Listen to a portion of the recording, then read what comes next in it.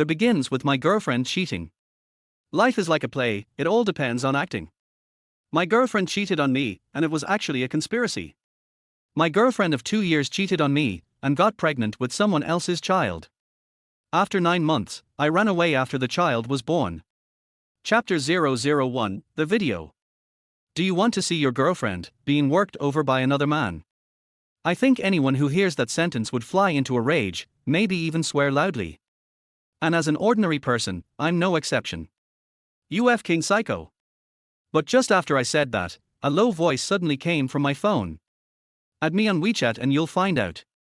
Despite the anger that had me shaking, I instinctively opened WeChat and accepted the verification request from this stranger. The moment I accepted, the stranger immediately sent over a short video, just a few minutes long. Just like in typical adult films, the video showed a man and a woman in a dimly lit room, engaging in an intimate encounter. As I was about to close the video out of boredom and check the stranger's profile, I suddenly noticed the woman's side profile in the video. It looked almost identical to my girlfriend, Shir Yun. Although the video was a little shaky and hard to see clearly, that woman's side profile had at least 90% similarity to Shir Yun's. In that instant, an overwhelming sense of suffocation hit me. And then came the raw, naked feeling of humiliation. After all, it's impossible to find someone who looks so similar to her. At that moment, I felt as though my body had been drained of all energy, and I slumped helplessly against the wall, a numbness spreading throughout my body. Actually, I've watched this kind of adult video before, often fantasizing that I was the male lead. But never, in my wildest dreams, did I think I'd be in a situation like this. The scene I once longed for didn't appear. The male lead was me, but the female lead in the video had suddenly become my current girlfriend, Shir Yun. Just when I couldn't accept this, I trembled and opened the video again, determined to confirm if the woman in the video really was Shir Yun. Maybe then I could give up on her once and for all. But just as I was about to do that, a stern voice suddenly interrupted. Wang Fei. So this is how you spend your time, not calling clients to show them apartments, but slacking off here. I didn't expect it to be our workshop director, Liang Chuyan. I was so stunned that, in that brief moment of distraction, she snatched the phone right out of my hands. As soon as Liang Chuyan grabbed my phone, she accidentally pressed the volume button. Instantly, an inappropriate scream, followed by a man's low voice, blared from the phone's speakers. Let go of me. You're going to break my arm. The woman's voice was full of fear, mixed with agonizing screams of pain. As I listened to the cries in my ear, I immediately recalled the unpleasant image I had seen earlier. My mind raced, and it felt as if my entire world had just collapsed. Liang Chuyan clearly didn't expect to find this kind of video on my phone. Her face turned bright red at first, and then she became stern, her expression serious as she scolded, Wang Fei. Watching this kind of thing during work hours? Do you even want to keep your job here? Before long, I was called to the front desk, where she scolded me in front of about a dozen people. She criticized my poor family background, saying I was useless having a girlfriend yet not working hard to earn money. Instead, I was wasting time watching videos during work. She became more and more agitated, eventually demanding I write a self-reflection before returning my phone. I was already embarrassed enough from the public scolding, my face red with shame. But as I thought about the woman in the video, the pain in my heart grew unbearable. Chapter 002, 8 p.m. tonight. After this incident, I found myself with an even deeper understanding of Liang Chuyan's serious and stern persona. For as long as I've known her, Liang Chuyan has always appeared gentle on the outside but was actually a very tough woman. At 23, just a few years older than me, she was the strictest woman I knew. Because of the video, I couldn't focus on my work for the rest of the day. Finally, when the workday was over, I quickly opened WeChat and sent a message to the stranger with the username Anonymous. Who are you? Why are you sending me this video? After sending the message, I repeated those words in my head, my mind racing. Why did I need to know about this?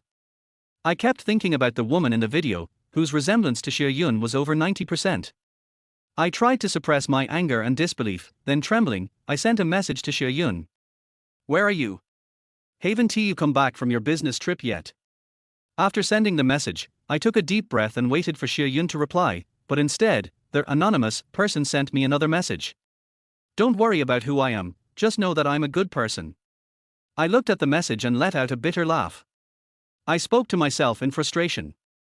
What a good person, causing this kind of pain. Honestly, even though the woman in the video looked so much like my girlfriend, Xie Yun, deep down, I didn't want to, and couldn't bring myself to believe that the woman in the video was truly her. I don't care who you are. There are so many people who look alike. My girlfriend wouldn't betray me. But just as I sent this message, Xie Yun, who hadn't replied to me until now, suddenly sent me a message. Hey, dear, are you missing me? I was supposed to come back today, but I just finished a contract here. There's a dinner meeting tonight, so I'll probably be back tomorrow. As I read Xie Yun's affectionate message, recalling the bond we had, I couldn't help but calm down and ease my suspicions. But just then, Anonymous sent me another message. 8 p.m. tonight, Xinhui Road, South City. Yutku Hotel, room 507. You'll see for yourself. Who the hell is this anonymous person? What do they want from me? Since I started dating Xie Yun, I've always had this sense of insecurity because she's so beautiful. She's the queen of our factory. I never expected someone like her would be interested in me. And because of that, I've cherished this relationship even more, doing my best to protect her. But reality is so cruel. Even though I didn't want to believe it, the message on my phone made me panic once again. As I struggled with my thoughts, Xie Yun sent me another message. Dear, I'm going to eat now. You need to eat well too. Looking at her message, I smiled bitterly and instinctively replied, you too, eat more. However, what she sent next sent me into a state of near madness. Millimeter, I got it. Don't worry, I'll eat my fill. Love you, more. I stared at the words, eat my fill, and an image that pierced my heart involuntarily flashed through my mind, painful and tormenting. If the woman in that video is Xie Yun, and the room number and details from Anonymous are real, then maybe someone really is going to feed her until she is full. Could it be that Xie Yun was secretly betraying me? And that I'm the one who has been made a fool of? Chapter 003, A Crazy Night. It's impossible. This can't be happening. As I yelled in frustration deep inside, I couldn't help but reminisce about the year or so I had spent dating Xie Yun. Although we hadn't been in a passionate, obsessive love, it could still be called sincere and meaningful. In just a year, we hadn't even left the honeymoon phase. Thinking back on all the little moments, we had been keeping up a romantic relationship almost every day. Before and after work, we would sneak off to quiet places to exchange sweet words and share intimate moments.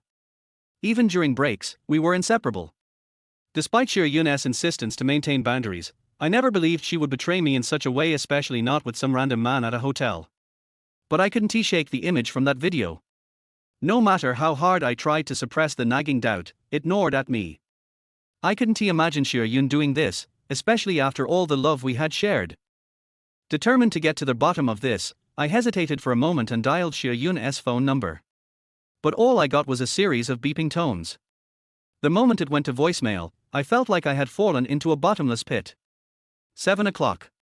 Looking at the time on my phone, I realized it was still an hour before the rendezvous the anonymous person had mentioned. But Xie Yun's phone being off. That made my heart race with anxiety. It was almost as if I were losing control. By now, the factory's cafeteria had closed, and yet I had no appetite. My mind was elsewhere. When I absent-mindedly walked out of the factory gate, I caught sight of a fruit knife being sold at a nearby stall. Without thinking, I walked up and bought it. Once I was in the taxi, heading toward the hotel, my mind was a whirlwind of chaotic thoughts. I didn't do anything wrong. I love you so much. I can't believe you would do this to me. You can't do this to me. If this is true, you'll get what's coming to you. In my mind, I cursed Xie Yun for betraying me, and at the same time, I couldn't help but consider another possibility. Maybe she was forced into it.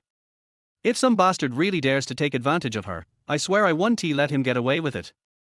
I instinctively gripped the fruit knife in my pocket and ground my teeth in fury. If that's the case, I'll slit that bastard's throat. I'll make sure he never walks again. Even if I can't kill him, I'll ruin his life completely. With this fury boiling inside me, I imagined myself getting to the hotel, catching the bastard in the act, and stabbing him in the back before he even knew what hit him. I'd take a picture of his humiliation and post it online. Then, I'd call the police and turn myself in. I knew the consequences of such actions, but at that moment, I felt like I had to punish him. He needed to pay for what he had done. The city at night was hazy and enchanting, yet strange and twisted. In this beguiling, bizarre night, I wondered how many secretive, ambiguous encounters were taking place. And for me, this night would also be one of madness. As I approached their hotel, trying to pass myself off as a guest who had already checked in, I walked through the lobby and headed straight for the elevator, not daring to look at the receptionist. I wasn't a real guest, after all. I wasn't here to check in or meet anyone. I was just a man unsure if his girlfriend had betrayed him, rushing to confirm a cheating scandal. When I stepped off the elevator, following the directions to room 507, I saw their "Do Not Disturb" sign hanging on the door handle. I could hear faint voices and laughter from within. A wave of pain crossed my face. Their "Do Not Disturb" sign was a glaring indication that something was happening in there. It was clear that no one wanted to be interrupted. I hesitated for a moment, but my impulse couldn't be suppressed. I carefully pressed my ear against the door. Chapter 00 for breaking into the door. I want to hear the voice of the woman in this room to see if it is Shiyun. However, in addition to the women's low complaints and coquettish voices, there were more low voices from men in the room. And when the faint sound came intermittently, it was accompanied by waves of familiar yet unfamiliar squeaking sounds. Even though all this happened through the door, the intense scene of two people fighting in the movie appeared in my mind. Although I have never had any close contact with Shiyun, it is difficult for me to tell from her shy and delicate voice whether the woman in the room is Shiyun. But the images that appeared in my mind still made me furious. Bang! Bang! I took 2 steps back, then kicked the door open with all my strength, and rushed in without any hesitation. However, when I was holding up my phone and taking pictures of everything in the room, I heard a shrill scream in my ear. "R!" I saw a girl in her early 20s looking at me in surprise, and then she panically grabbed the quilt and covered her head. At the same time, a middle-aged, bald and greasy old man also reacted, followed by a roar. "Who are you? What do you want to do? Put your phone down." I subconsciously put the phone into my pocket, and a hint of relief appeared on my face, but at the same time I was very embarrassed. What made me feel fortunate was that although the girl covered her face quickly, I still recognized at a glance that this was not Shiyun. The embarrassing thing is, I actually. "Come on, young man, don't be nervous. Tell me, what do you want? Money or?" Just when I was a little confused, I saw the bald man said this in a friendly manner and glanced at the girl hiding in the quilt without leaving a trace. When I heard this, I quickly waved my hands to indicate that I didn't want anyone. "That's easy. Tell me, how much do you want? Name your price." I didn't expect this to happen. I backed away while stammering, "No, I don't want the money. I didn't have that idea. I came here to catch someone cheating, but I caught the wrong person. It was a misunderstanding." After saying this, I realized that something was wrong, so without waiting for the bald man to speak again, I turned around and ran out, closing the door with my hand. But at this moment, the conversation between the two people was heard in the room. "How about we call the police?" As soon as the girl finished speaking, the bald man immediately scolded her. "You bastard, you have no shame, but I still have some. Forget it. This is really a bummer, keep going." I breathed a sigh of relief and, without having to think too much, I knew what the bald man meant by "come on." However, this is not that important to me anymore. The important thing right now is to humiliate the guy called Anonymous. Thinking of this, I took out my cell phone while walking towards the elevator, opened WeChat, brought up the chat room with Anonymous, pressed the voice button, and started cursing. "Fuck you. You are just an idiot, a big idiot. You are making fun of me. My girlfriend cheated on you and got fucked by someone else, go fuck your girlfriend." When I vented all my anger at the anonymous person, the melancholy in my heart instantly disappeared. But what I didn't expect was that before I could be happy for long, a message from Anonymous left me stunned in an instant.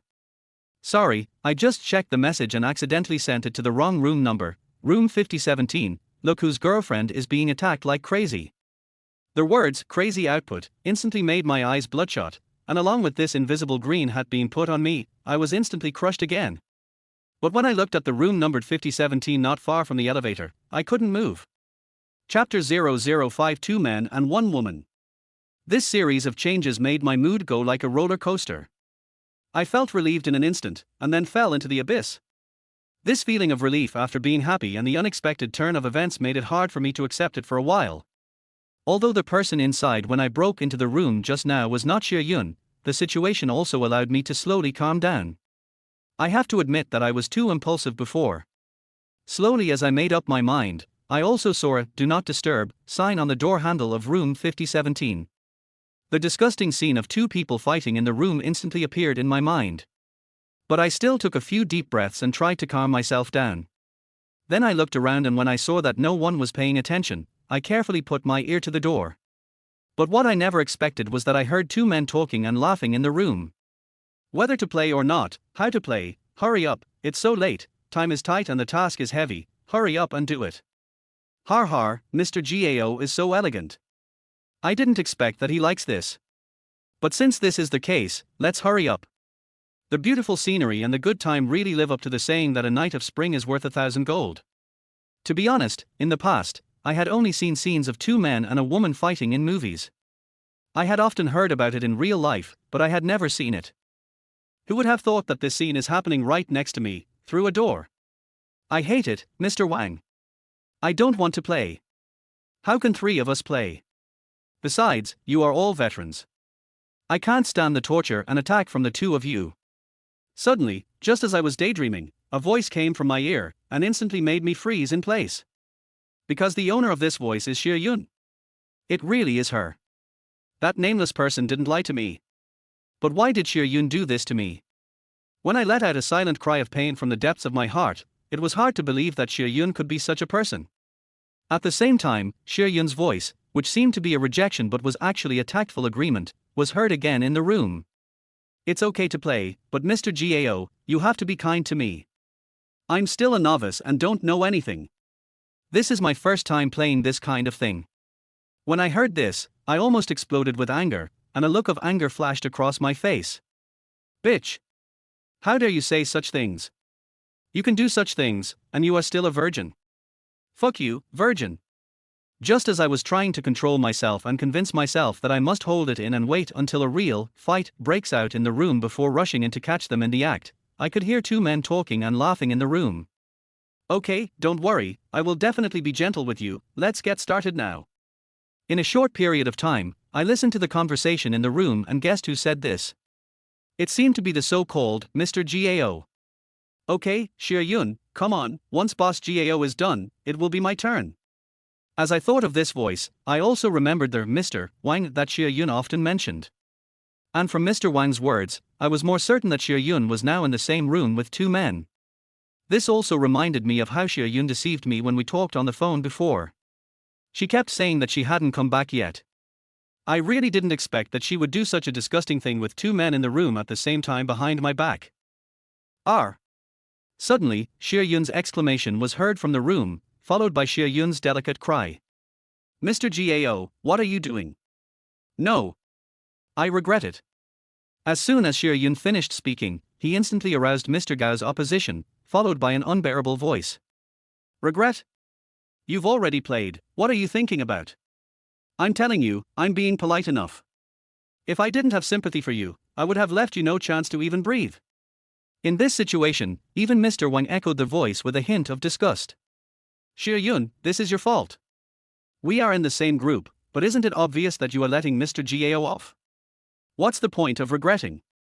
Now it's my turn, right? Chapter 006. Come on, Mr. Wang. When I heard these words coming from the room, I instantly became furious. Because during the time Xie Yun and I were in love, she had never been so open-minded, but now she would actually do this kind of thing with the two men in the room. Especially when I heard the few words spoken by those two men, my heart suddenly felt like it was being cut by a knife. What does, with one blow, she won't even have a chance to breathe, mean? What does it mean to give Gao a break? What's the use of regretting? Now it's his turn. This heart-wrenching feeling did not last long, and then in the room, I heard the sound of Xie Yunjin crying. Woo, woo, no, don't, woo, woo, I don't want to play anymore, you all are bullying me. As Xie Yun cried and spoke, it seemed that the man named Mr. Gao did not want to give up this opportunity either. Hurry up, you can't just use your mouth. Even if you don't want to play anymore, you have to finish this matter first. If you can't do it, I will leave, okay? As Mr. Gao finished his words, Mr. Wang also began to urge. Is it still possible? Hurry up, if not, just shut up. After Mr. Gao leaves, I wonder if I can still play. Xie Yun hesitated for a long time before he stammering and speaking incoherently. I'm afraid I can't do it anymore. How about you, Mr. Gao? Mr. Wang, wait and see. I'm afraid I can't hold on any longer.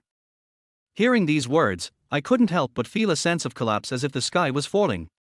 But who knew that the words that continued to come from the room still couldn't let me go, and they began to torture me more and more intensely. Okay, here I come. Xiao Yun, I didn't expect you to be so awesome. It's just the beginning and you've made me so happy. Har har har. As soon as Mr. Gao finished speaking, Mr. Wang's teasing voice was heard. Boss Gao, we have only just started. Come on, if you have the ability, go ahead and kill everyone. But I won't let you succeed. Let's continue and see who is better, you or me.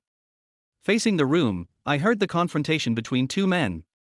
I seemed to imagine how unfairly Xie Yun was treated under the attack of these two men. And it was precisely because of this that I gradually changed from thinking that Xie Yun was deceiving me in the beginning to thinking that Xie Yun was a victim of oppression. There is almost no doubt that in all of this, Xie Yun seems to be the one restraining and forcing them. But what can I do? I was in a painful decision, facing Xie Yun's betrayal of me and the verbal provocation of the two men, and I couldn't help but subconsciously clench the fruit knife hidden at my waist. But what I didn't expect was that at this moment, I heard Xie Yun's voice calling me. It's almost there, come on, Mr. Wang. For a moment, I seemed to hear the sound of my own heart breaking. Because I never thought that Xie Yun would actually cooperate with them. And from these words, I seemed to hear the excitement in Xie Yun's tone. Call. Along with the man's sigh, a pair of suggestive words came, which made me fall into pain again. It was almost there, just almost there. What a pity, it was such a waste of effort. I was so nervous that I was sweating. Mr. Gao is awesome. Hi. Finally we won, but it's all thanks to Xie Yun's efforts, otherwise we would have lost. Lao Wang, you're not good enough. You need to practice more with Xiao Yun and cooperate more. Practice well with Xiao Yun and cooperate more. When I heard this, I was immediately shocked, because from these words, it was not difficult to guess that Xie Yun and Mr. Wang seemed to have had related experience a long time ago. Pooh. What's the point of cooperating? We've already lost. Xiao Yun said she didn't know how to play, but I think she's playing pretty well. Look how happy President Gao is. Hate it. After Xie Yun complained, he continued with a smile, Boss Wang loves to make fun of me, but Boss Wang is really good at it. Okay, you're such a fool. We are obviously in the same group, but forget it, but the situation tonight is special, you just need to accompany Mr. Gao. Chapter 007, What is Intolerable? When Xie Yun heard this, he immediately followed up with another sentence. Hey, Mr. Wang, I've already told you that this is my first time playing this game, so please stop criticizing me, okay? It has to be said that from the beginning to the end, men have been unable to resist a woman's coquettish behavior. Even I, hiding outside the door, listening to Xie Yun's coquettish voice, couldn't resist for a moment. What's more, what about the two men who are in the ambiguous room at this moment? So, as soon as Xie Yun finished speaking, she was immediately comforted by the two men. Lao Wang, you too, there are three of us, so we just want to have fun. It doesn't matter who wins or loses. What's important is that we take a break and then continue playing. But right now, shouldn't we cash in our bets? Obviously, the person who spoke was the Mr. Gao they mentioned, and at this time Mr. Wang also agreed. Okay, I'll go first this time. Just as I was satisfied and wondering what kind of bet the three people in the room had made. Suddenly, I heard Xie Yun's cheering voice. Take it off. Hearing this voice, I suddenly felt nauseous. I didn't expect Xie Yun to be so proactive. Xiao Yun, don't laugh at me, it will be your turn soon. Following Mr. Wang's words, Xie Yun hesitated for a moment, then said shyly, Can I not take it off? Unexpectedly, at this moment, when Mr. Gao's voice came, it carried a hint of unquestionableness. We've already played. And you still want to cheat? Obviously, when Mr. Gao said this, the atmosphere in the room suddenly became silent. After a while, Xie Yun spoke first and broke the silence. Boss GAO, don't be angry. I was wrong in this matter. Isn't it okay for me to listen to you? Just as I was imagining Xie Yun's next move, I heard another pair of heartbreaking words in my ears. Actually, this is my first time playing, but you guys are really good at it, and you really know how to play it. It's better than my boyfriend. Damn it. Bitch. Listening to Xie Yun's comments about me, I was so angry that I started shaking all over. But on second thought, I really didn't go that far with Xie Yun. But she is my girlfriend after all, right? Especially when she said this to me in front of other men, it made me feel even more humiliated. At this time, bursts of teasing sounds were heard in the room. Xiao Yun, I'm wondering if your boyfriend is not good enough. Alas, it's a pity for our Xie Yun, such a beautiful little girl. Things have developed to the point where I can no longer endure the humiliation of being cuckolded. And I was ready, with the idea of kicking the door and rushing in to catch the 2 men and 1 woman in the act. However, at this moment, Xie Yun's suggestion came from the room, which once again ignited the anger in my heart. Let's not talk about him anymore, shall we just continue playing? When I heard this, I was furious and pulled out a fruit knife from my waist. I think it's okay. I haven't had such a good time in a long time. Come on, let's continue playing. As soon as the man named Mr. Gao finished speaking, Mr. Wang's voice was heard immediately. Okay, but, Mr. Gao, let's make it clear now. I have to take the lead this time. Whoosh. These harsh and heart-wrenching words are simply intolerable. Old Wang, your opinion doesn't count in this matter. We still have to see if Xiao Yun can help, right? Hate it.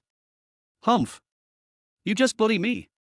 At this point, I, who was hiding outside the room, had made up my mind. Xie Yun, don't say I didn't give you a chance. All of this is caused by your own shamelessness. Chapter 008. Is it really a misunderstanding? TSK, Xiao Yun, you are really awesome this time. I can't wait. Old Wang, you are lucky. You came first this time. You really got a great bargain. Boss GAO, look at what you're saying. Xiao Yun doesn't belong to me alone. Besides, you were here first, so it's finally my turn now. Hate it. You two only know how to take advantage of others. Mr. Wang, you better be gentle. I listened to the harsh sounds in my ears. How could I continue to endure it? Without thinking too much, he retreated a few steps, then gathered all his strength and kicked hard at the door of the room. Bang! Bang! With a muffled sound, I kicked the door open and immediately rushed in with a fruit knife in my hand. But when I looked at the scene in front of me, I was dumbfounded. There were definitely 2 men and 1 woman in the room, and the woman was undoubtedly Xie Yun. And these 2 men and 1 woman actually stayed together. Even Xie Yun was wearing a small vest at this time, with the coat he had taken off earlier thrown beside him. But between the 3 of them, there was a deck of playing cards. Who are you? What do you want? From this voice, I immediately determined that this person was the so-called Mr. Gao. At the same time, Xie Yun hurriedly reached out and grabbed his coat, put it on, and looked at me in panic. Why are you here? Then Xie Yun's eyes fell on the fruit knife in my hand, and he immediately panicked. Wang Fei, listen to my explanation. This is not what you think. This is a misunderstanding. What are you doing with the knife? Mr. Wang, who was standing by, stared at me nervously and said in panic, Little brother, you are still young, don't be impulsive. Although I saw everything clearly in front of me, imagine if such a scene appeared in front of me, who would believe that it was just as simple as 3 people playing a game of landlord? To be honest, although I knew at the first moment that I couldn't catch them in the act, if I let things continue to develop, I might really witness a battle between 2 men and 1 woman. But the reality is that nothing happened as I imagined. In this situation, I can't and won't do what I did before, saying that I was there to catch someone cheating and even kicking the wrong door. Humph. Xie Yun, look at what you've done. Misunderstanding. Do you think I will believe it? After saying this, I turned my head to look at Mr. Wang, who was panicking beside me, and tried hard to pretend to be extremely angry. If someone told you that your girlfriend was in a room with 2 men late at night just playing landlord, would you believe it? After I said this, I remembered that when I called Xie Yun before, Xie Yun told me that she would not be back until tomorrow. Then he saw Mr. Wang's panicked expression, and coupled with the short video sent by the anonymous person, he became even more annoyed. Didn't you say you would be back tomorrow? What's going on now? What do I want to do? What are you going to do? Perhaps, my furious words and scary appearance shocked the three people in the room, so while I felt relieved, I also became more suspicious of their next actions. It's definitely possible. These two men definitely want to play landlord and wait until Xie Yun loses everything, and then. There is no doubt that after I issued a series of questions and accusations, the two men also understood my identity and fell silent. At this time, Xie Yun secretly glanced at Mr. Wang, then came to my side and dragged me out of the room without saying anything. Chapter 009, A Sudden Turn of Events. Let me go. I broke free from Xie Yun's hand, and then let out a roar. However, what I never expected was that Xie Yun suddenly pushed my hand away after hearing what he said, and then looked at me with a sullen face. After a long time, I saw Xie Yun trying hard to suppress his anger, but he couldn't hide his anger and roared at me. Wang Fei! Have you had enough of the trouble? I heard Xie Yun's roar in my ear and stood there in a daze for a moment. She actually blamed me for being unreasonable? I stared at Xie Yun for a long time as if I didn't know her. Then I calmed down and asked in a deep voice. Do you think I've made enough of a fuss? I think you should give me a reasonable explanation for this matter. Just as I tried hard to suppress the anger in my heart and asked this question, Xie Yun walked into the elevator without even looking back. Facing all this, I felt as if my heart was being cut by a knife. After a little hesitation, I quickly walked towards the stairs, and then caught up with Xie Yun, who was walking out in the hall. Don't you think that what you did is unfair to me? But what disappointed me was Xie Yun. After hearing this, he immediately scolded me coldly. Aren't you embarrassed enough? Hearing these words like a knife stabbing my ears, I felt a sense of humiliation in my heart. So he slowly fell silent, and then, under the pointing and gesturing of the waiter in the hotel, he hurriedly followed Xie Yun out of the hotel as if fleeing in panic. At this time, Xie Yun was standing at the door of the hotel with his back to me. When I followed him out, I heard a voice that I couldn't believe. Do you think I want to treat myself like this? It's all for work. So that we can save more money and buy a house sooner. I didn't want to come at first, but you know what Mr. Wang and Mr. Gao from Party A said? They said that if I don't accompany them, they will make me quit my job in the factory. When I heard these words, I was struck by lightning and stood there in a daze. After a long while, he began to ask painfully. I didn't expect it to be like this, but you can't hide it from me. However, Xie Yun's words made me understand instantly. How can I tell you? Are the bosses of Party A asking me to go to a hotel and play landlord with them? While Xie Yun was talking, his eyes fell on me. Do you know that I had to put myself in a difficult position just to get this big order? But what I didn't expect was that you actually doubted me. Just when I was a little overwhelmed and didn't know what to do next. Unexpectedly, Xie Yun suddenly lowered her head and started crying softly. And her next words made me dumbfounded. I didn't expect that you actually don't trust me so much. If that's the case, there's nothing more to talk about. Whoosh! I took a deep breath, and then said in some pain, actually, I have never dared to believe it, but what happened just now makes me a little bit unable to accept it. Before he finished his sentence, Xie Yun hesitated for a moment and then spoke in a low voice. Once, I wanted to keep all these beautiful things on the most beautiful day. Although it is no longer necessary now, I still want to use it to prove that I really love you. Whether you doubt me or are full of suspicion about me, please take me today. To be honest, I never thought that Xie Yun would use this method to prove her love for me. Especially after she said this to me, it seemed that everything that happened before was no longer important.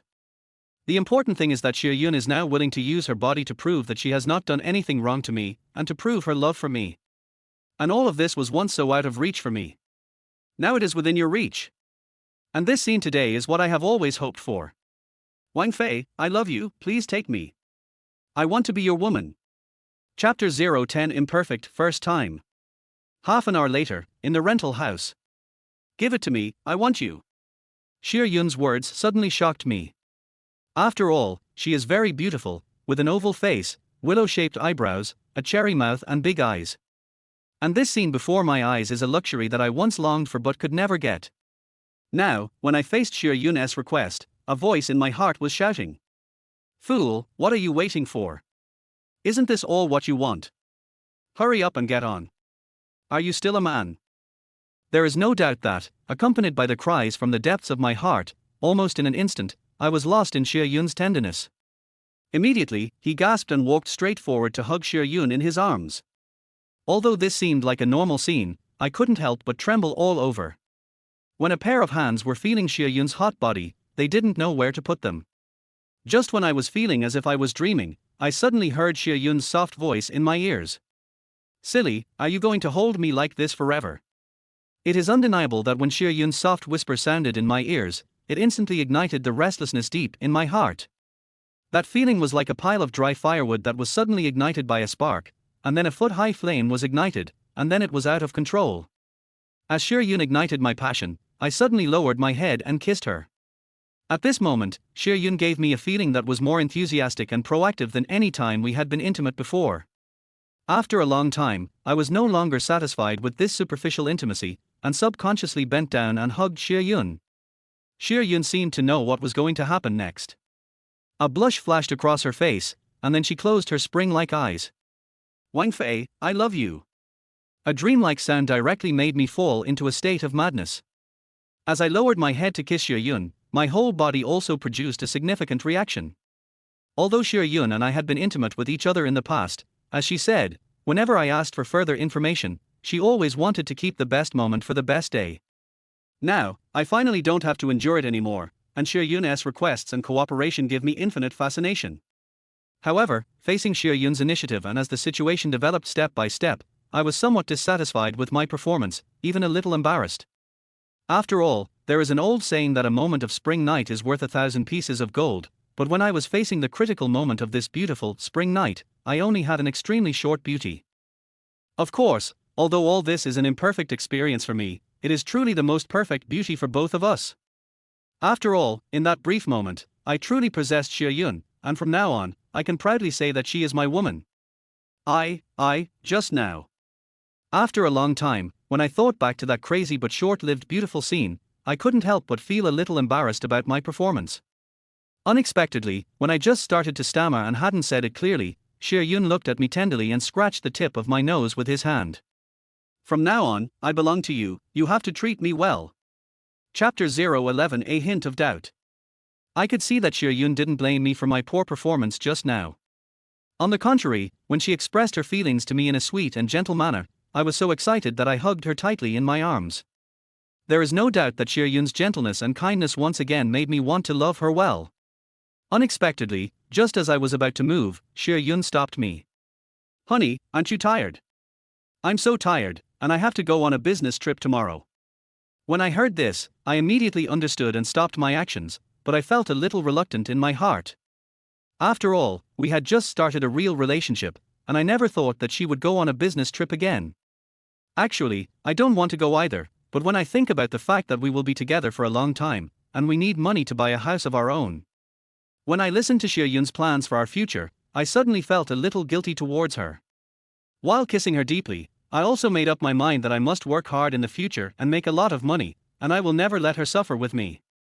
However, just when I made up my mind, I heard Xie Yun's somewhat resentful voice. "Humph, I feel unhappy when I think of your suspicion of me. Now I am yours, let's see if you still trust me." As I listened to Xie Yun's resentful voice, I felt embarrassed deep in my heart, and I quickly spoke to comfort her. "I'm sorry. Actually, I have always believed in you. It's just that when I faced those things, I was blinded by anger. But then again, if I didn't care about you, I wouldn't have done that." "I know, dear. I felt a little sad just now, but after hearing what you said, I don't feel so bad anymore." Xie Yun's gentle voice also made me feel relieved. After all, we now have a real relationship. If there are still some knots in our hearts, I'm afraid there will really be a gap in the future. In the past, I often heard people say spring nights are short. At first, I didn't understand it, but now I have truly realized the meaning of this sentence. Just when I thought it hadn't been long, the wonderful night was over. Xie Yun also simply packed up and prepared to go out. As I was about to say goodbye to Xie Yun, I suddenly took a step forward reluctantly and hugged Xie Yun tightly from behind. "Well, honey, I have to get going or I'll miss the bus." After a simple moment of tenderness, I had to reluctantly let Xie Yun leave me. When I was sitting alone in the room, thinking back to what happened last night, it was like a dream, and for a moment a silly smile appeared on my face. But at this moment, a WeChat notification sounded suddenly, which made me stunned. Because at this time, I was holding my mobile phone in my hand. Then, just when I was feeling extremely confused, another WeChat notification sounded. When I followed the sound, I found out it was Xie Yun's cell phone. Without thinking too much, I knew that Xie Yun was in a hurry when he left and forgot his phone here with me. But as soon as I picked up the phone, I saw the WeChat message on it. Is it done? He didn't think too much about it, did he? I was stunned when I saw this inexplicable message. Is Xie Yun hiding something from me? Although I just made Xie Yun my woman, this sentence still made me feel strange. However, just as I was in a daze, Xie Yun came back. It wasn't until Xie Yun took the phone from my hand as if nothing had happened and then gave me a passionate kiss on the face that, although I was still confused, I slowly dispelled my previous fanciful thoughts. Maybe it's about work. Chapter 012 No Blood. Waves of delicate cries and low moans. The heavenly music from last night still echoes in my mind even now. And it was precisely because of Xie Yun's flattery last night that I immediately dispelled my doubts about her. After all, Xie Yun caused me a lot of misunderstandings before, but now, she has given her body to me. At this point, what else do I have to doubt her? I shook my head and smiled bitterly, lamenting that I was too suspicious. Suddenly, the rumbling sound of my stomach brought me back to reality. Come to think of it, I haven't eaten since last night until almost noon. Especially last night, I had an in-depth communication with Xie Yun. Thinking of this, I walked out of the rental house and came to the street, ready to buy some food from the nearby vegetable market. In fact, I have also thought about simply going out to a restaurant, but then I thought that now I am a man, I should shoulder the responsibilities that a man should have, and save as much as possible. After all, buying groceries and cooking can save some money. If I save more money, I will have more ability to give Xie Yun a good life in the future. However, what I never expected was that when I was looking for some cheap vegetables at the market, I suddenly received a message from that stranger. Now, you know what kind of person your woman is, right? I looked at the message displayed on WeChat and snorted coldly. Just when I was about to ignore and block this stranger, I thought of all these things. Come to think of it, if it weren't for this stranger, perhaps there wouldn't be so many misunderstandings between Xie Yun and me. Of course, this will not bring the relationship between Xie Yun and I any further. When I thought about this, I changed my mind. Then I sent him a message on WeChat. I don't know who you are or what you want to do, but please don't destroy our relationship anymore because she is already my woman. After a long time, just when I thought that the matter was settled, I never expected that a message sent back from the other party made me feel a little dazed in an instant. Har har, boy, have you finally tasted a woman? Not bad, not bad. If I'm not mistaken, her skills in bed should be very powerful, har har. What on earth do you want to say? Faced with the ridicule of strangers, I couldn't help but look a little ugly. Because when I saw his message, my mind recalled the feeling I had when I was with Xie Yun before. It seemed just as the stranger said, unlike my awkwardness, Xie Yun's reactions and actions did not seem to be what a simple girl could have. Tell me first, what happened to the previous adultery? When the stranger asked me this, I was stunned at first, and then I responded subconsciously. I'm warning you. Don't frame Xie Yun anymore. She was just playing landlord with them in the hotel. Fight the landlord. Hey hey. In the middle of the night, a woman and two grown men checked into a hotel room just to play landlord. Do you believe it? To be honest, in fact, I am also skeptical about this matter. However, just when I was at a loss, I saw another message from him. I have to remind you that since you think she is quite pure and you have had sex with her, don't you know whether she is a good woman or not and whether she has had her period? At that moment, when I saw this message, I was stunned on the spot, and at the same time, my mind recalled every detail of how I made the bed after the incident. As the images flashed through my mind one by one, I subconsciously clenched my fists. Because just as this stranger said, in my impression, Xie Yun never had any blood. Chapter 013, Stranger's Ridicule. What on earth do you want to do by doing these things? After a while, I took a deep breath and sent him the questions in my heart. You don't need to care why I do all this. You just need to know that Xie Yun is not a good woman. She just treats you as a spare tire. The most important thing is that I am a good person. I don't want you to be cheated on and teased by others. To be honest, I always feel that there is something more to this stranger's actions than what he did. As for Xie Yun, I couldn't believe that she was just using me as a backup. But all of this seems like a mystery to me now, and makes me feel deeply confused and puzzled. You're just a bitch. You better be more careful. Don't think you can be stupid just because I let you sleep with me. After the stranger sent this message, I also fell into a state of doubt. And then, when I woke up, I didn't bother to buy groceries and turned around and returned to the rental house. Because at this time, I had only one thought in my mind: I wanted to go back and check to confirm whether there was any blood on the bed sheet, and whether my memory was wrong. But when I hurried back to the rental house, I was dumbfounded. Because at this time, at the door of the rental house, my bedding, sheets and other items were scattered at the door, and there was also a note stuck on the door. If you don't pay the rent, next time it won't be just throwing away the bedding, it's that simple. At that moment, I couldn't help but feel a look of extreme shame flash across my face. Because I just got my salary last month, I used it to buy a mobile phone for Xie Yun. But also because of this, I forgot about the rent since I had no money on me. Thinking of this, I held back my tears and was about to tidy up when my eyes fell on the bedding scattered on the ground.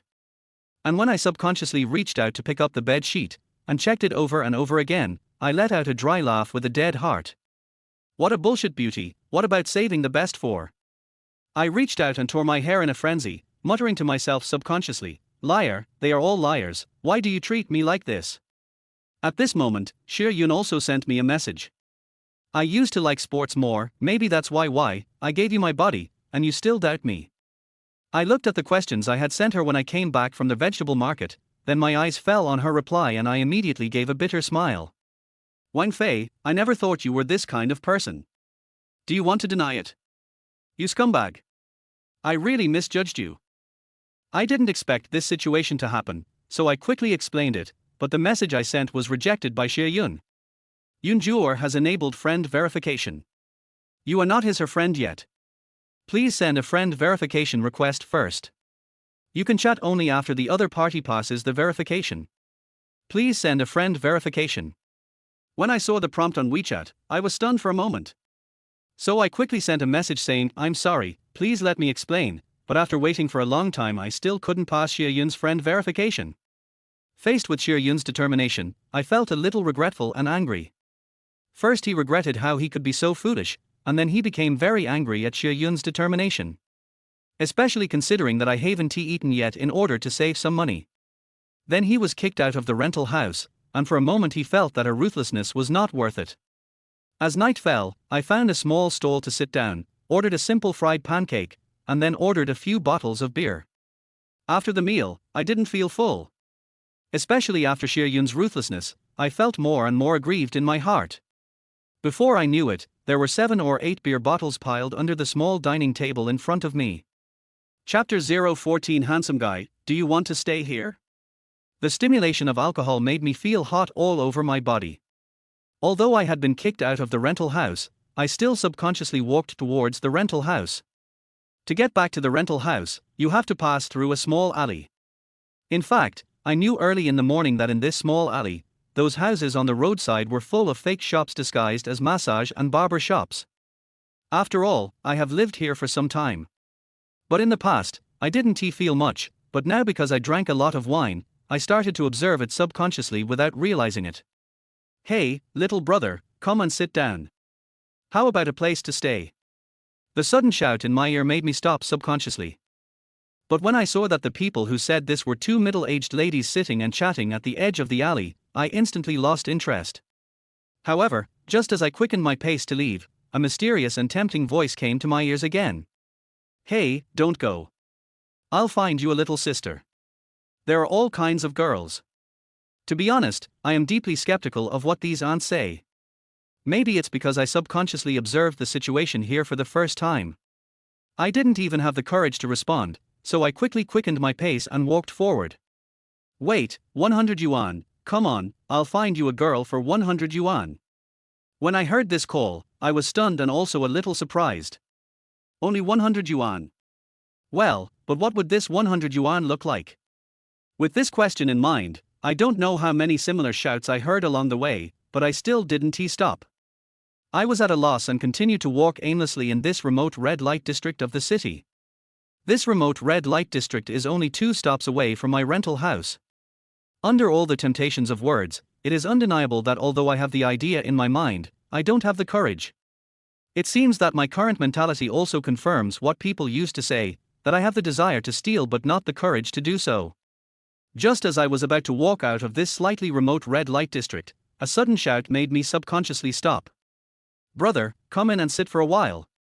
Hearing this, I subconsciously stopped and looked in the direction of the sound with a questioning look. I saw a beautiful woman about 30 years old sitting at the door of a store on the street, smiling at me. Not far from her door, a little boy about 5 or 6 years old was playing in the mud. When I saw this situation, I didn't think too deeply about it for a moment and just asked a very common question. What? Unexpectedly, the beautiful woman, who was about 30 years old, was stunned at first, and then her face burst into smile when she heard what I said. He stood up with a smile on his face, came to the door and waved at me. "What the hell, come in now." As soon as she finished speaking, this pretty woman, who was quite attractive, winked at me and greeted me in a low voice. "Brother, come in and sit for a while. Let me help you relax. What do you think of my figure? I promise you will be satisfied and feel great in a moment." Tilda. I have to say that this beautiful woman in her 30s is indeed quite pretty, and her words aroused the restlessness in my heart. It was only then that I started to feel a little embarrassed, because my questioning voice just now seemed to have caused her to misunderstand something. Chapter 015, A Part-Time Factory Girl? However, at this moment, the woman's voice was heard next to my ear. "Hua, play outside by yourself for a while. Mommy will go inside and sit with this uncle for a while." Uncle? Mother. These two words instantly brought my restless mood back to reality. I don't know what on earth made this beautiful and somewhat attractive woman choose this kind of livelihood with her child. At the same moment, the word uncle also touched my heart. Although I am a loving person and sympathize with the mother and son's experience, I even feel a little bit of pity. However, if I were asked to help them in this way, I still couldn't get over that hurdle. When I thought of this, I quickly left here with a dizzy head. "Hey, handsome guy, don't go, the price is negotiable." I didn't even turn my head back, ignoring the voice of the beautiful woman behind me. "R." Just as I quickened my pace and was about to leave the red light district, before I had gone far, a shrill scream rang in my ear. What followed was a cry full of fear and a hint of familiarity. "What are you going to do?" Along with this terrified shout, there was a burst of laughter that only men could understand, followed by a pair of suggestive words. "Look at the way you ask this. What can we do? What services do you provide?" I stopped and listened attentively for a while, then shook my head and sighed. After all, such a conversation in a place like this seemed to be the most normal thing. But just as I was about to leave, suddenly, the voice that seemed somewhat familiar to me shouted again. "No. I'm not the kind of person you think I am. Don't come over here. If you come over again, I will call for help." As this voice entered my ears, I couldn't help but shudder all over and subconsciously shouted out two words. "Song Shui." At the same time, the obscene voice began to tease again. "Okay, sister, since you've been sold out, you have to be aware of this. It doesn't matter whose business you're doing. It's not like we won't pay you. No, you really misunderstood. I am just a small employee working in a factory not far away. It's just that I got off work late today, so I wanted to take a shortcut, so." "Oh, so she's a part-time girl. Har, we guys have never tasted the taste of factory girls. No, don't come over here. If you come over again, I will really call for help. Shout as loud as you can. But even if you shout your throat out, no one will come to save you." I didn't have to think too much and immediately knew what kind of shock Song Shui had suffered at this moment. So he quickly quickened his pace and ran towards the alley where the sound came from. "Brothers, it looks like we are in luck tonight. Not only have we been looking for those little pheasants before, but they are all old hens. Let's get something for free tonight." Freebie? When I heard this, I felt a deep contempt for these ruffians. Although Song Shui is not the kind of girl who sells herself, these guys are definitely low-class stuff. "Brother, you know what, this little factory girl is really pretty. We brothers are enjoying ourselves tonight with you, brother. Let's have a taste of this little factory girl. Help, help, help." At the moment Song Shui shouted for help, I also rushed to the entrance of the alley. At the same time, he saw the three grinning thugs who were blocking Song Shui in the corner of the alley. At this time, Song Shui was so frightened that her face turned pale and she huddled in a corner, trembling. Chapter 016 Let Go of That Girl. When I saw Song Shui's pitiful appearance, I couldn't help but feel heartbroken. Although Song Shui and I don't have much contact in normal times, because she is the security inspector in the factory, she always speaks well of me when the team leader always bullies and picks on me. Now that Song Shui is in such danger, how can I stay out of it? At this moment, the three little ruffians, after seeing Song Shui's charming appearance, aroused the evil deep in their hearts. Sister, scream, scream as hard as you can. The louder you scream, the more exciting it will be for me. It was obvious that these three hooligans, whose minds were blinded by evil, were only concerned with teasing Song Shui and did not notice me standing at the entrance of the alley at all. When I thought about the grievances of being bullied by my team leader, it was Song Shui who helped me time and time again. So now, even when facing the three hooligans in front of me, a trace of courage rose from the bottom of my heart. Stop. What are you doing? Let go of that girl. However, just after I shouted this sentence, almost instantly, the three thugs who were teasing Song Shui were frightened. But a moment later, when the three thugs saw that I was alone, they immediately started to tease and curse me angrily. Fuck. You little brat, don't make trouble for no reason. I'm telling you, get out of here right now. Stop it. What's the matter? I let you go first. TSK. Stop interfering in other people's business. You're ruining my big brother's business. You'll have to pay the price. Song Shui on the other side, when she heard my shout, looked at me with tears in her eyes, as if she had grabbed a life-saving straw, and shouted with extreme grievance. Wang Fei, save me. Facing Song Shui's crying, I nodded subconsciously. But just as I nodded, I heard a mocking voice in my ear. What a fool you are. You don't even know how much you have. With your tiny arms and legs, you still want to be a hero and save the damsel in distress. I think you are courting death. After careful observation, I can see that the person who made these harsh remarks is obviously the leader among the three Lan thugs. After this guy cursed me harshly, he winked at the two younger brothers beside him. The two men smiled knowingly, and then clenched their fists until they made a crackling sound. Then he walked towards me with a ferocious sneer on his face and cursing. Boy, don't blame us for not warning you. Be smart and turn around and get out of here right now. Yes, either just get out of here, or kneel down and kowtow to us, or we will beat you so hard that even your parents won't recognize you. Facing the two thugs walking towards me, I took a deep breath and didn't dare to be careless for a moment. But now in this situation, I can only cheer myself up silently, and glance around inconspicuously, ready to find a handy tool. Brothers, I'll leave this brat to you too. Let me have a taste of this factory girl first. Okay, big brother, just wait and see. Yes, big brother, you go first, we will follow and take advantage of it and have a taste of this white-collar factory girl. As the words of these three people became more and more excessive, when I looked at the leader who had stretched out a pair of evil hands and was about to grab Song Shui, I couldn't help but get furious. I said stop. Otherwise, don't blame me for being rude. In anger, I had no choice but to shout loudly.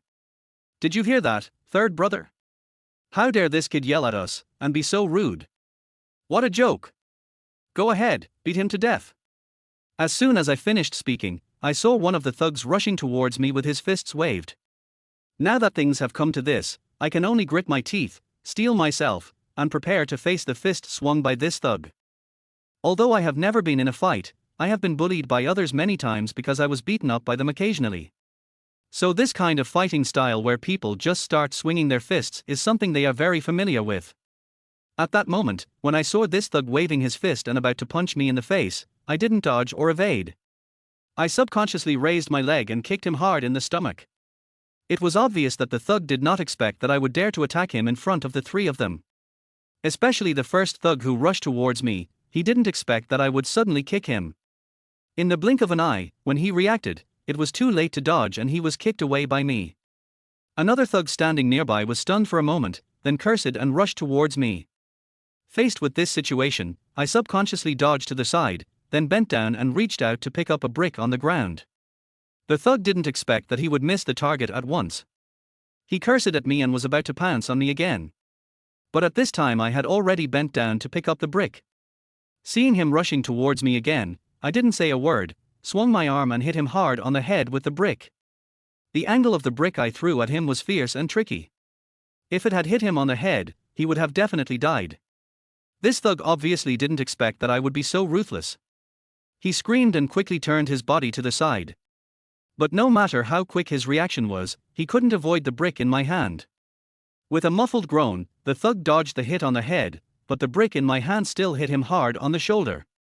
As the saying goes, strike while the sick is at it. In this situation where I had the upper hand, I didn't think much. I rushed over and kicked him hard in the stomach twice.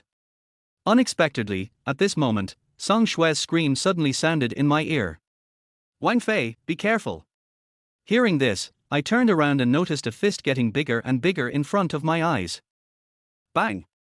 This powerful punch hit me right on the forehead. I immediately felt a black screen before my eyes, my body swayed twice, and then I fell to the ground limply. At the same time, I heard the bosses shouting in my ears. "Boy, let you be arrogant. Now you are my grandson." The gangster boss succeeded in his attack, then spat on the ground and cursed with a gloomy face. "Damn it, you two are such losers for ruining my good deeds. Go ahead. Beat me to death." As the leader spoke, for a moment, I felt the fists of the two thugs falling on me like raindrops. "Hey, wait, by the way, from what you two said just now, you two know each other, right? Could it be that this little factory girl is your girlfriend?" Chapter 17 Song Shue's Zodiac Year. Little did I know that when I was stunned and looked in Song Shue's direction with my head covered, I saw Song Shue's face suddenly blushing when she heard what I said.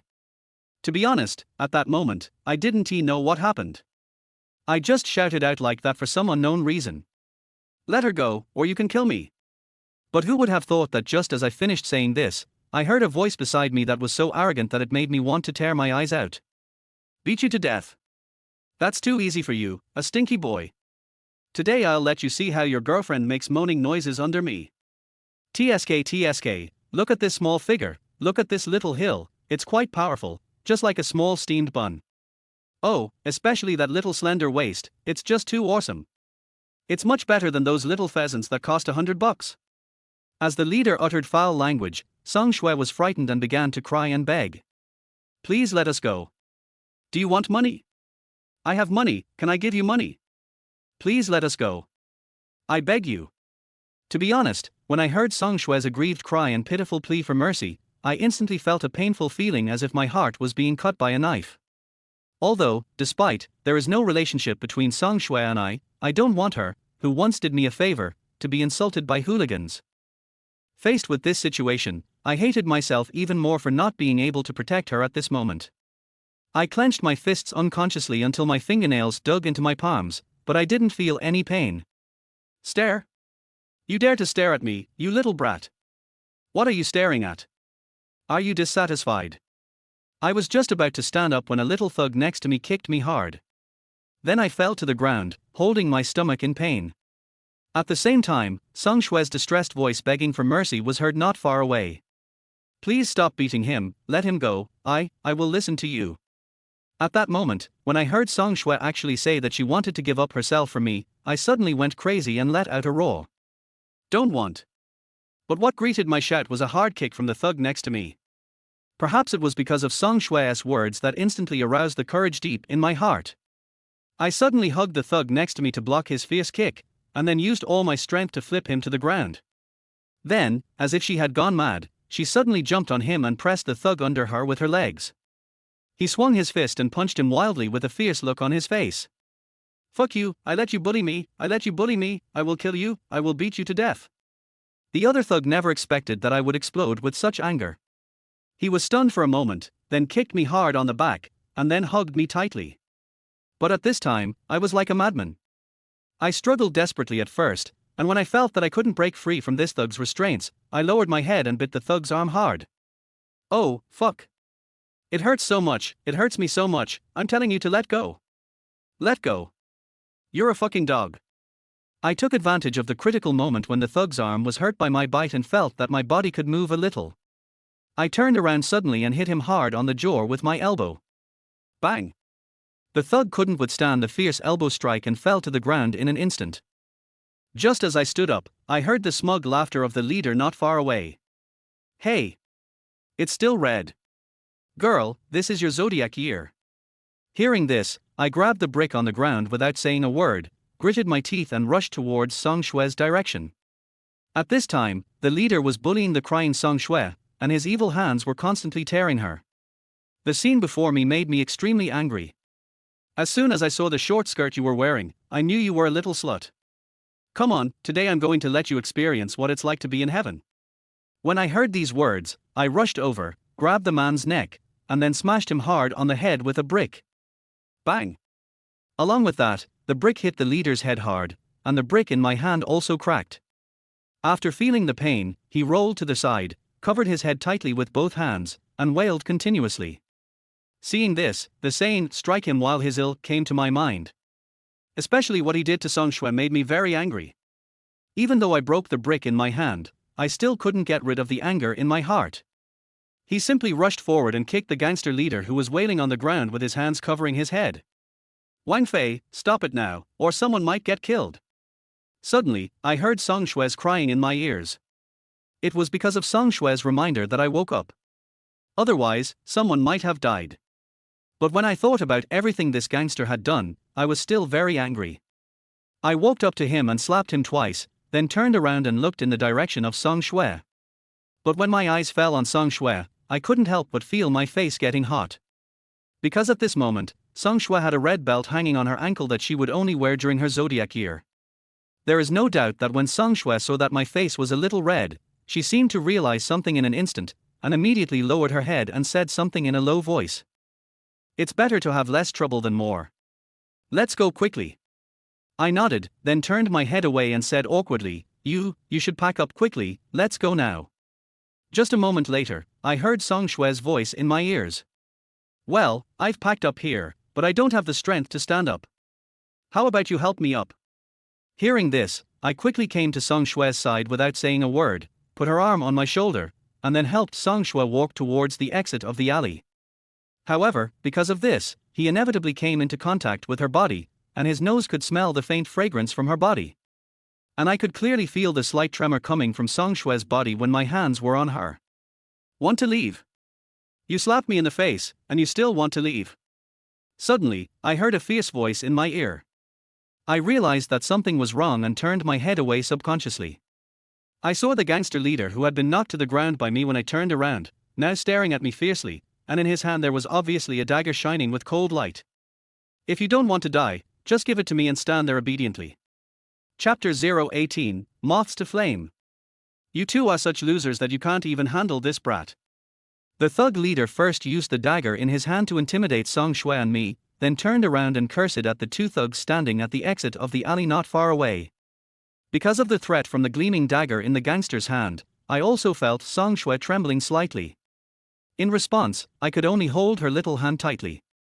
No, big brother, we didn't expect this guy to be so tough. He was so ruthless. That's right, big brother. We never thought that this kid would go crazy and risk his life so much. The thug snorted with contempt, then looked at me gloomily, and then weighed the dagger in his hand. Tough guy? You don't want to die? Humph. Let's see which one is harder, your life or the knife in my hand. I have to say, after hearing this, not only was Song Shue scared and hid behind me, but I also felt a little fear in my heart. Perhaps, seeing that I didn't say anything, the gangster leader immediately called me a coward, then pointed his dagger at me and said in a deep voice, Be smart and ask your girlfriend to come over, or I'll kill you. You dare to open my dick, today I will let your girlfriend give me a blowjob in front of you. However, just as the thug shouted this, another clear shout was heard at the exit of the alley. Don't move. What are you doing? This time, not only Song Shue and I were stunned, but even the three thugs were all stunned.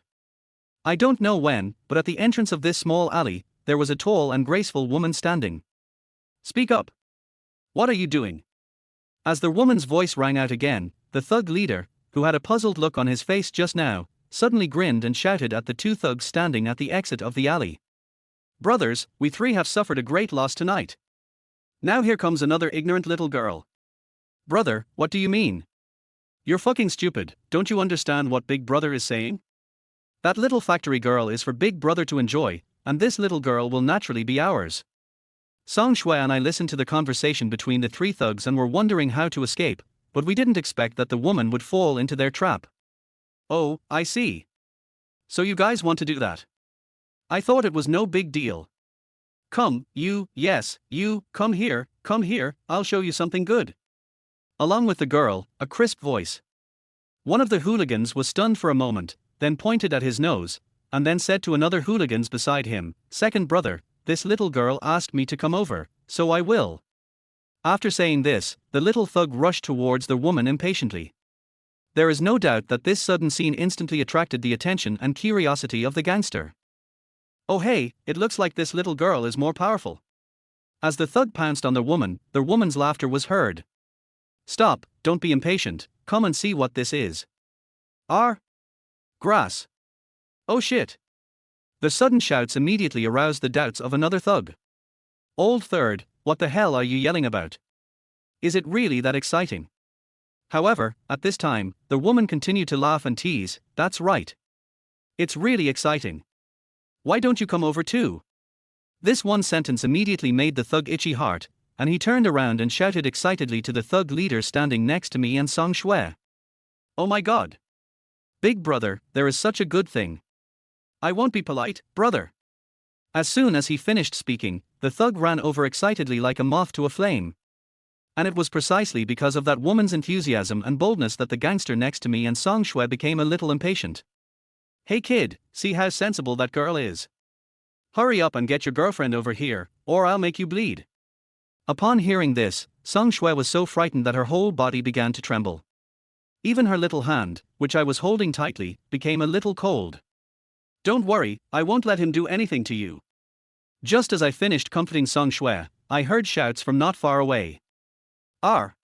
Grass. Oh my god. This immediately made the gangster even more stunned. While he was looking at me impatiently and fiercely, he also asked the questions in his heart to the distance not far away. I say, do you two really need to do this? Is it really that exciting to make all this noise? Just as the local scoundrel was waiting for reply, he didn't expect the woman to say with a smile, "It's so exciting, I guarantee you'll be satisfied, come and play with us." There is no doubt that the woman's voice and words were full of temptation, which instantly hooked the gangster's soul. I could even see his disgusting look as he swallowed his saliva. But at this moment, before the thug leader had walked far, two thugs not far away shouted at the same time. Brother, don't come over here. This woman is a fucking cop. However, the thug leader was stunned when he heard the shouts, and then he cursed, "You two are really bastards. It's just a joke. Why do you have to talk nonsense? No, big brother, this little girl, oh no, this guy is showing us his ID." Following the shouts of two thugs at the exit of the alley, Song Shui and I immediately breathed a sigh of relief.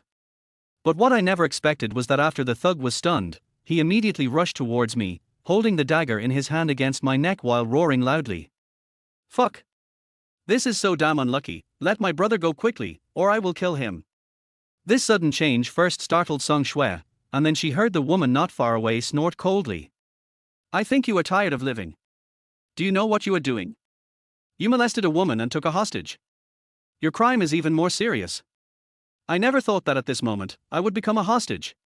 At the same time, he quickly advised, it's not too late to turn back now. Don't go further down the road of crime. Shut up.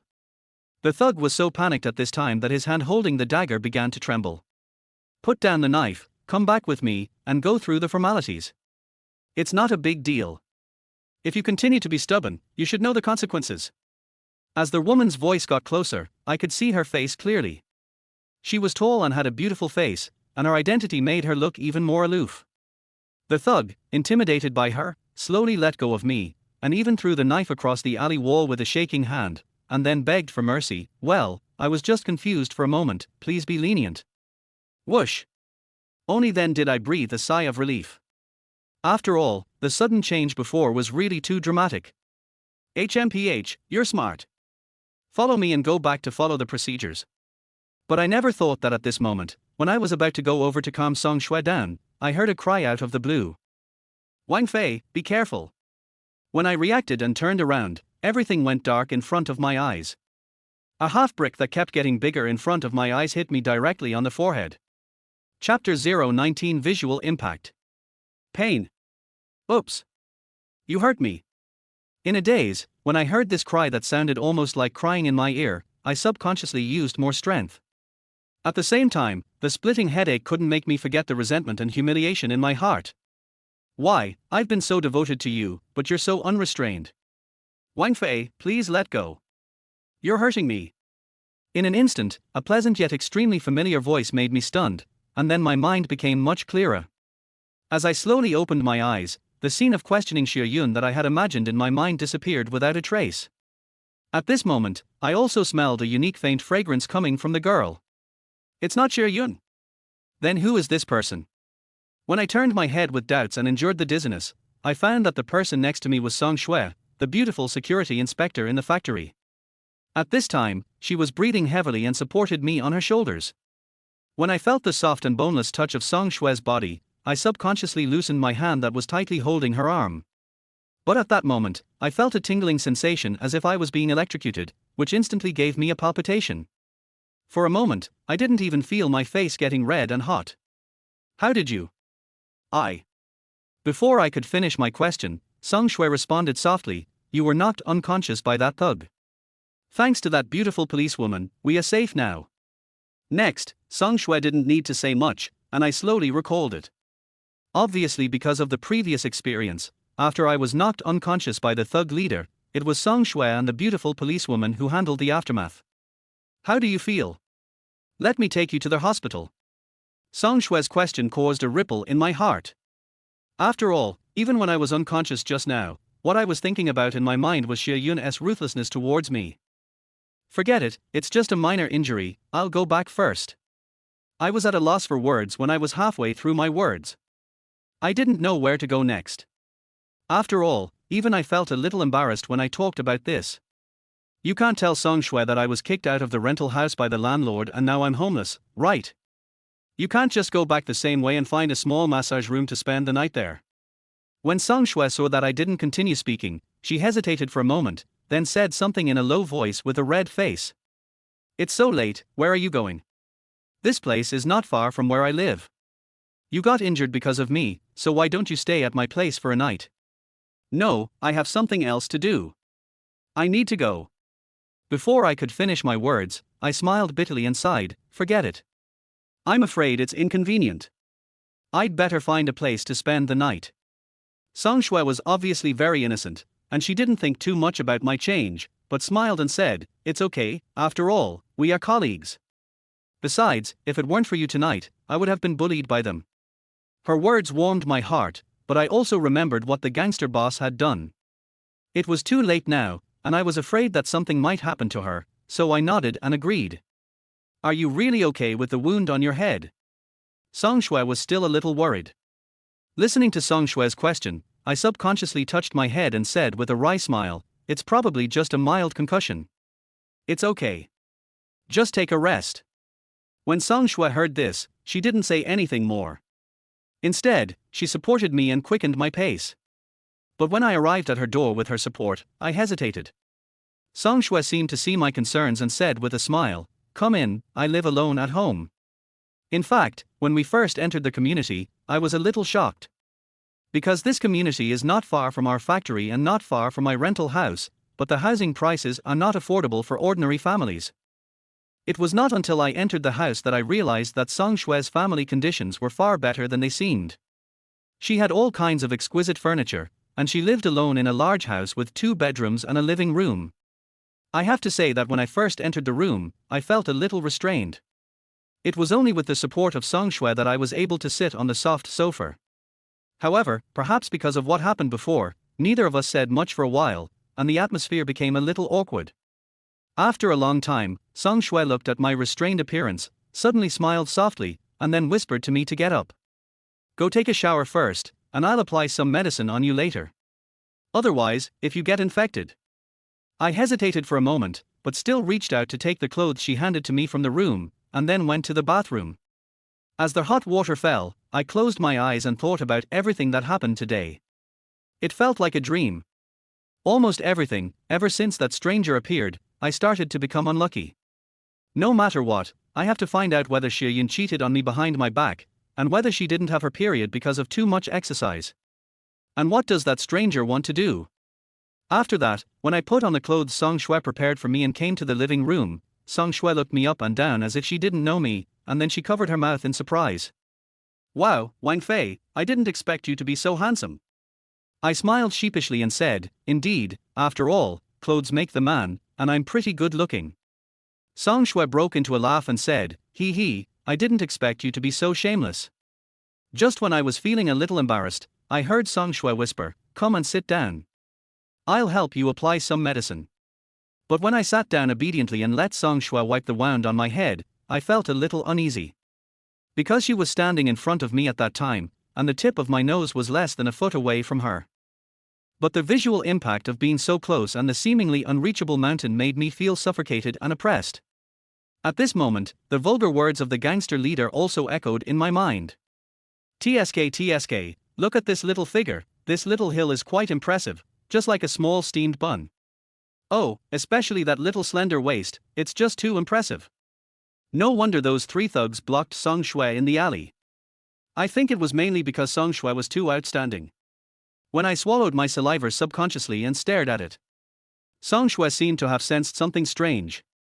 The moment she lowered her head, she saw me staring at her and a blush flashed across her face. Chapter 020. Are you asleep? Does it look good? I nodded subconsciously. Have you seen enough? As soon as I shook my head, I heard a coquettish voice in my ear. Hate it. You're still looking at.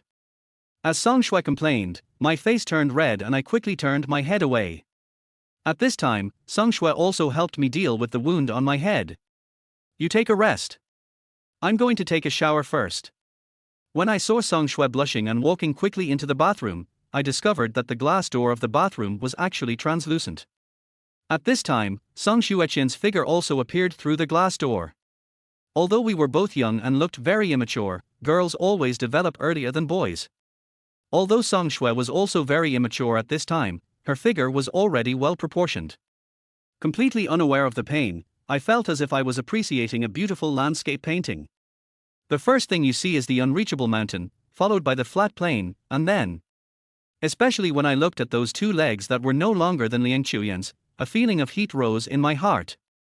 As my body reacted naturally, I first felt ashamed, and then I felt guilty. Although my help to Song Shui can be regarded as a hero saving a beauty, but now, what is the difference between my peeping behavior and that of those three hooligans? What's more, when I had no place to live, it was Song Shui who brought me a little warmth and took me in. However, at this time, I was peeping and having random fantasies about her. This thought suddenly sobered me up, and even the heat rising in my heart disappeared. Maybe girls take a longer time to take a shower. After I sat for a while and charged my phone, Song Shui was still in the bathroom. Until I fell asleep exhaustedly on the sofa in a daze, and in my dream it seemed that Song Shui covered me with a blanket. However, I was so exhausted that I couldn't open my eyes.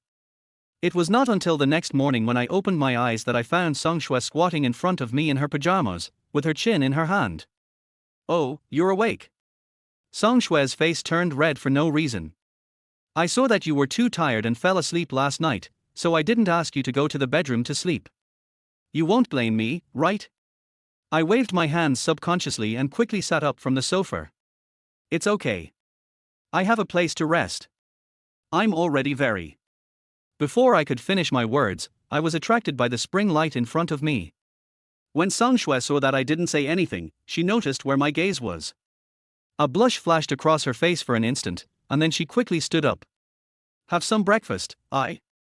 This time, without waiting for Song Shui to finish her words, I quickly declined, picked up my phone and walked out.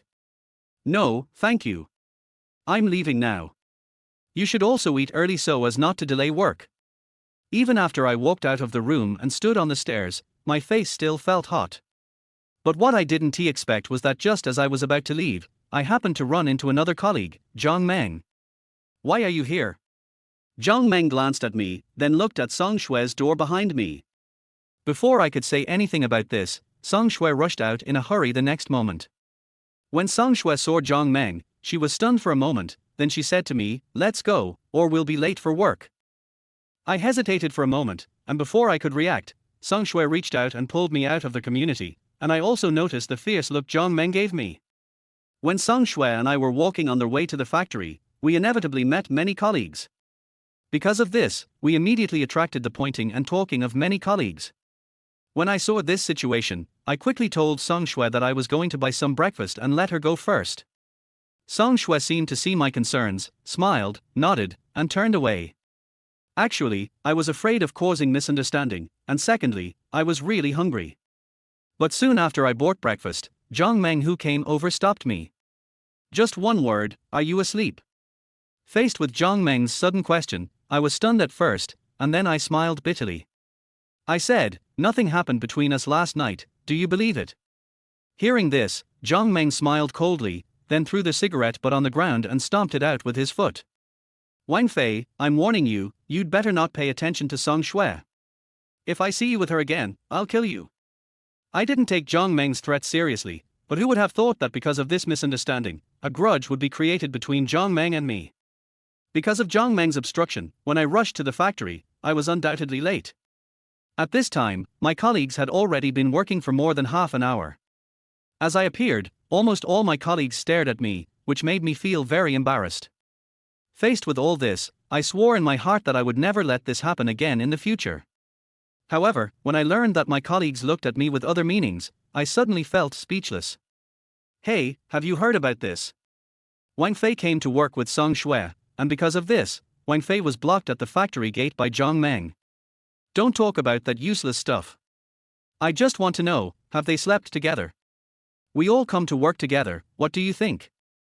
When I listened to the rumors around me, I felt a little upset for a moment. After all, the matter between Xie Yun and I had not been sorted out yet, and now another misunderstanding had arisen. Just when I was lost in thought, I suddenly heard a series of greetings beside my ears. Hearing the sound, I couldn't help but look up, and saw Liang Chuyan, who was wearing a professional suit today, walking towards the rest area in a pair of high heels. I looked at Liang Chuyan, who looked like an ice goddess, and I couldn't help feeling a little dazed for a moment. After all, rumors were circulating that she had become a workshop director at such a young age, relying on her body to get to the top. But judging from the surface, it doesn't seem like they are that open in private, right? As my thoughts drifted away, I couldn't help but recall every detail of last night when I lived in the same room with Song Shui, and I couldn't help but feel a little restless in my heart. Wang Fei, how many mistakes did you make this morning? Can you please do your job properly? Don't think I don't know that you were late for work. Tell me, what do you want to do? Faced with Liang Chuyan's scolding, I really didn't know how to answer her, because I couldn't refute anything she said. After all, I was hit on the head with a brick by that thug last night. Even now I still feel a little dizzy. Coupled with some rumors around me, I can't concentrate at all when I'm working. Especially the issue of being late for work was even more confirmed. After all, almost all of his colleagues in the factory witnessed it with their own eyes. I want to do. Snort. Liang Chuyan didn't wait for me to finish my words and immediately said with a serious face, what do you want to do? With your working condition like this, I really don't know how you can still stay here. Chapter 021 Three Things. Although I was very angry about what she said, I couldn't open my mouth to refute or contradict her. I could only curse her in my heart. I'll fuck you. I've never provoked you, why are you targeting me? But what I didn't expect was that while I despised her in my heart, I heard a voice that shocked me. This isn't the first time you've made a mistake. First you watched a porn video during work hours, then you were late for work and even made mistakes at work. I'm warning you, if you're late again next time, you'll be fired. When I heard this, I immediately panicked. After all, I was at fault. But if I was fired just for being late, how would I survive in the future? Although I am not afraid of her humiliating me, after all, I can endure it for the sake of survival, but if she fires me for being late, that would be too much. Thinking of this, I didn't dare to think any further, so I quickly looked at her with an almost pleading look. Unexpectedly, Liang Chuyan simply ignored my pleas and started laughing at me in front of all my colleagues. You already have a girlfriend, but you're still flirting with other girls. I really don't know how those girls could be so blind as to fall for a loser like you. I could even see a hint of contempt in her eyes. Looking at the sneer on Liang Chuyan's lips, I suddenly felt cold all over and a little dispirited. A gentleman can be killed but not humiliated. I swear, one day, I will make her regret it. Let her kneel in front of me, and then humiliate and ravage her. Because of this incident, I didn't even have the mood to eat lunch. While hiding in a corner, I couldn't help but blame myself. I think the reason why all this happened is because I am not strong enough. After all, in this jungle-like society, only by becoming strong and ruthless can you have a foothold. What I didn't expect was that because I was hiding in the corner, I unexpectedly heard more gossip and rumors. That loser Wang Fei, I really don't know what kind of shit luck he has. How could Xie Yun fall for someone like him? It's not just Xie Yun. Didn't I hear that this morning, that loser came to work with Song Shui? Hey, haven't you heard a rumor that Xie Yun has someone else outside, and is very close to the people above her? In fact, she only likes Wang Fei and uses him as a shield. Director, targeting Wang Fei like this may have a bad impact, right? I just can't stand his cowardly look and I don't like him. What's wrong with that? Didn't you see how timid and cowardly he is? How can he be a man? I hid in a corner where my colleagues wouldn't easily notice me, and listened silently to the words coming to my ears. At that moment, I made up my mind that no matter what, I must work hard to change all this. I don't want to be bullied and looked down upon anymore, but I believe that bowing down for a moment now does not mean losing my dignity forever. I also firmly believe that sometimes the lower you bend your waist, the higher you will hold your head in the future. Bite. The sudden sound of WeChat notification made me stunned at first, and then I looked and found that it was a message from that stranger. There was only a very short line of text on it. Did you receive the package? How are the nude photos inside? To be honest, when I saw this message, the first thought in my mind was, what is this stranger going to do? However, just as I was lost in puzzled thought, a shout rang in my ears. Wang Fei, here's your express delivery. When I heard what my colleague said, I couldn't help but be shocked. Could it be such a coincidence? Could it be true that what the stranger said on the phone just now was the same? Thinking of this, I felt a little uneasy when I received the express delivery with only the recipient information but no sender information, and I became a little hesitant. After a long time, I slowly opened the package from a stranger with trembling hands. What I never expected was that there were actually some naked photos in the express delivery. Although these photos only show some partial positions, the eye-catching photo of the white tiger made me instantly furious. Whoosh! I tried hard to control my fluctuating emotions, glanced at my colleague not far away from me, and then quickly stuffed the nude photos and photographs into the express bag. I found a place with few people and sat down. Then I took out the express package with trembling hands. When I stared at the photo of the white tiger in my hand again, looking at the crystal clear saliva in the white tiger's mouth, I was so angry that I was shaking all over. To the point that the whole body felt irritable, and he wished he could find someone on the spot or be beaten up severely by someone, so that he could feel relieved. Because I remember very clearly that these characteristics are extremely similar to those of Xie Yun. Just when I was getting irritable, the stranger sent me another message. How is it? Aren't the nude photos exciting? Hearing that, I gritted my teeth and shouted into the phone like crazy, what on earth do you want to do? Why do you keep teasing me again and again? TSK, a rare white tiger, it's really a top-notch one. I was getting a little crazy listening to the irrelevant answers coming from the phone. Don't think you're stupid just because she let you sleep with her. You need to know what kind of person Xie Yun is. The low, teasing voice made me feel so ashamed and angry that I couldn't even begin to express myself. Listen to me, don't hang yourself on a tree. In addition, do you want to be a real man? With money, power, and lots of beautiful women. To achieve all this, you only need to do 3 things for me. By the way, you can think about it carefully while Xie Yun is away. Hearing this, I covered my head in pain, and even didn't dare to face the current situation. However, just when I was in great pain, I suddenly heard a scolding in my ear. Wang Fei! Why are you hiding here instead of working properly? I didn't expect that I would meet Liang Chuyan even when hiding in the toilet. I panicked and stood up quickly. But I never expected that the photo of the white tiger that was placed on my legs would instantly fall to the ground. At this time, Liang Chuyan was standing not far in front of me, and she naturally saw the photo at a glance. I hurriedly bent down to pick up the photo on the ground, but at the same time I heard Liang Chuyan's accusing voice. You are such a jerk, Wang Fei. You are hiding here and watching such disgusting things. I think you really don't want to do this anymore. Get back now. I was about to explain, but I saw Liang Chuyan's face turn red, and there was a hint of disdain in her eyes towards me. Then she turned and left without saying a word. Now, I have no mood to work.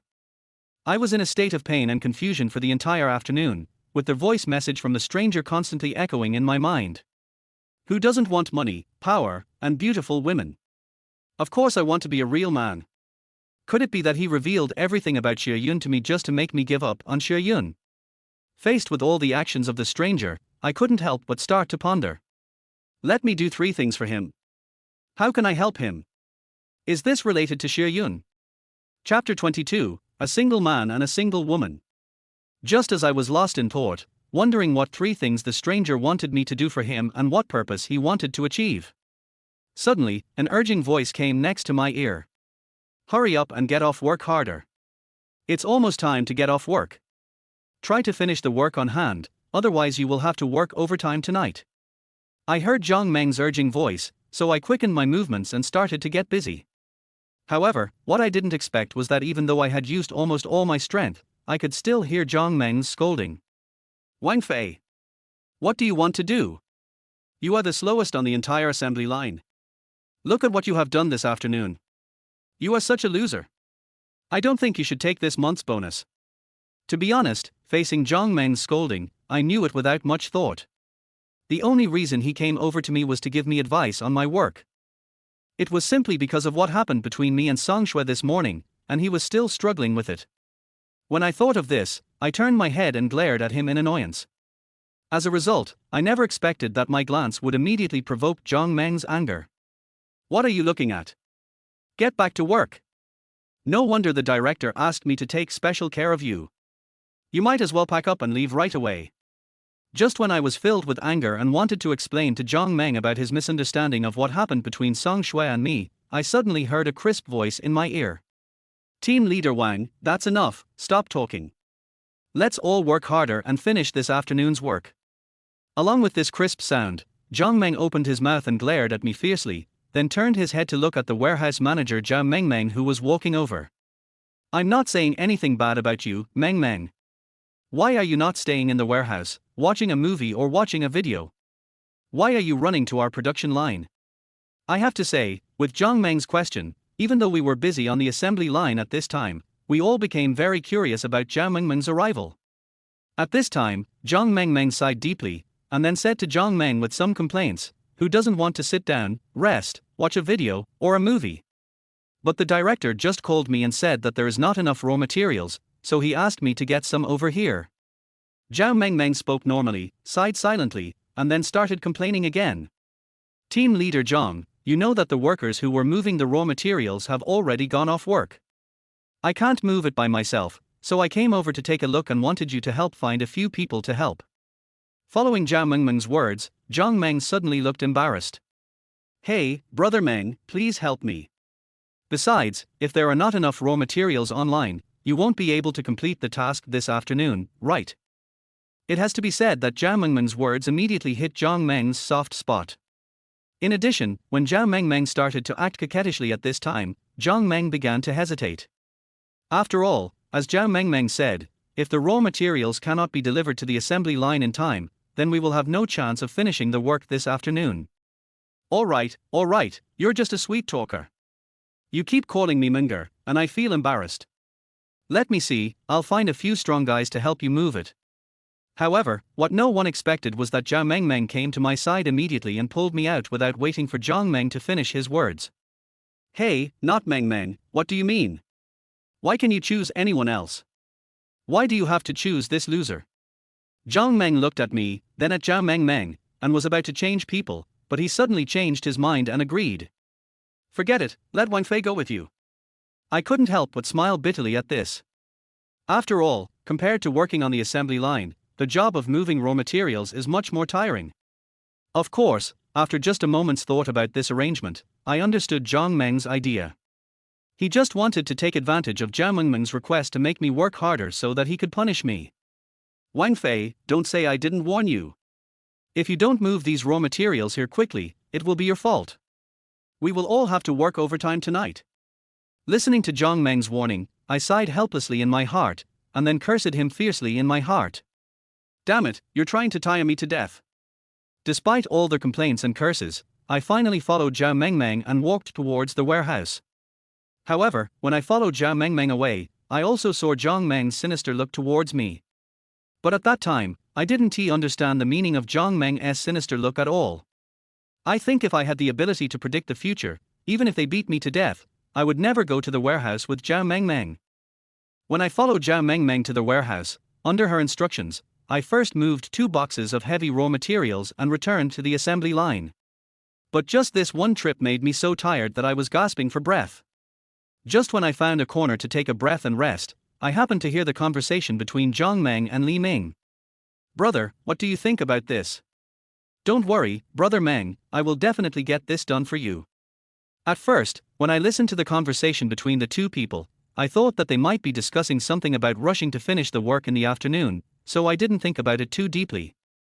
However, this also caused me to develop a bit of hatred towards Jiang Meng in my heart. Fuck. It's easy to talk when you're standing still. Even if you want to finish the work at hand quickly, why don't you find a few more people to help me move the raw materials?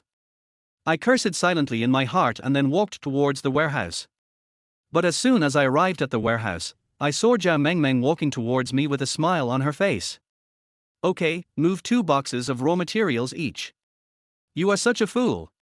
You can't move 1 box at a time. Take a break first." Anyway, those are enough for them for the time being. While talking, Zhao Mengmeng took my hand and walked towards the office in the warehouse. I have to say, the moment Zhao Mengmeng took my hand, I suddenly felt dazed for no reason.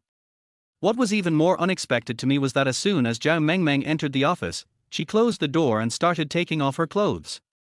Cough cough. Isn't this a bit bad? I looked at Zhao Mengmeng, who was only wearing a small camisole, and suddenly felt a little embarrassed.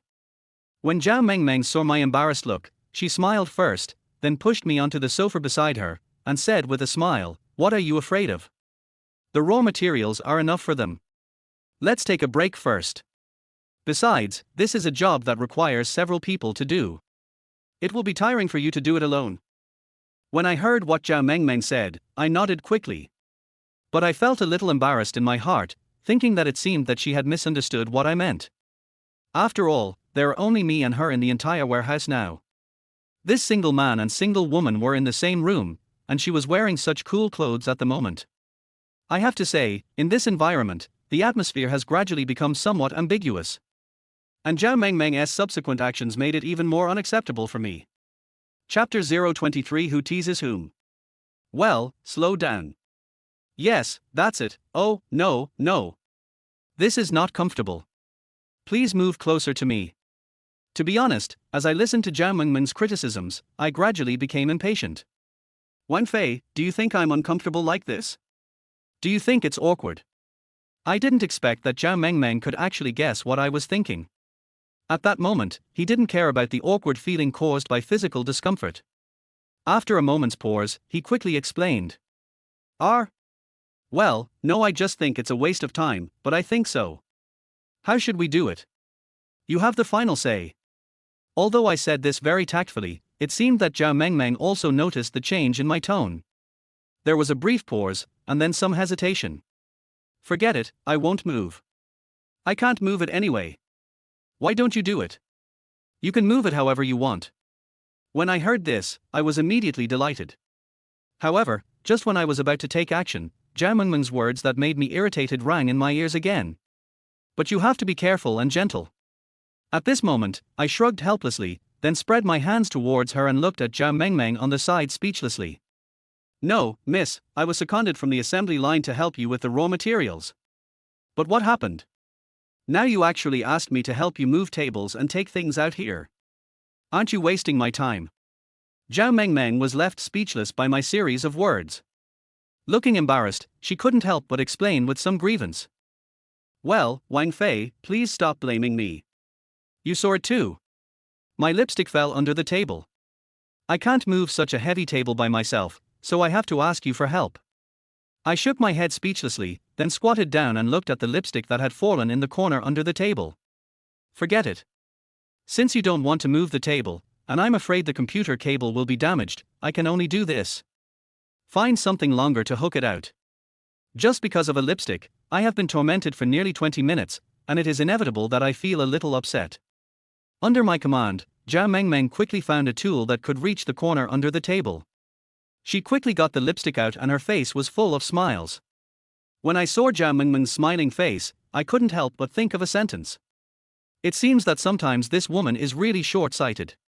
She wasted 20 minutes of my time on such a simple thing. Wang Fei, you still have a way. Thank you so much. I just smiled in response to Zhao Mingming's thanks, then turned around and prepared to walk out of the office to continue moving those heavy raw materials. Unexpectedly, it happened just when I walked to the door and hadn't opened it yet. Zhao Mengmeng suddenly hugged me from behind. Wang Fei, do you know? I noticed you a long time ago. I like you. Following Zhao Mengmeng's actions, I suddenly panicked and stood there in a daze for a moment.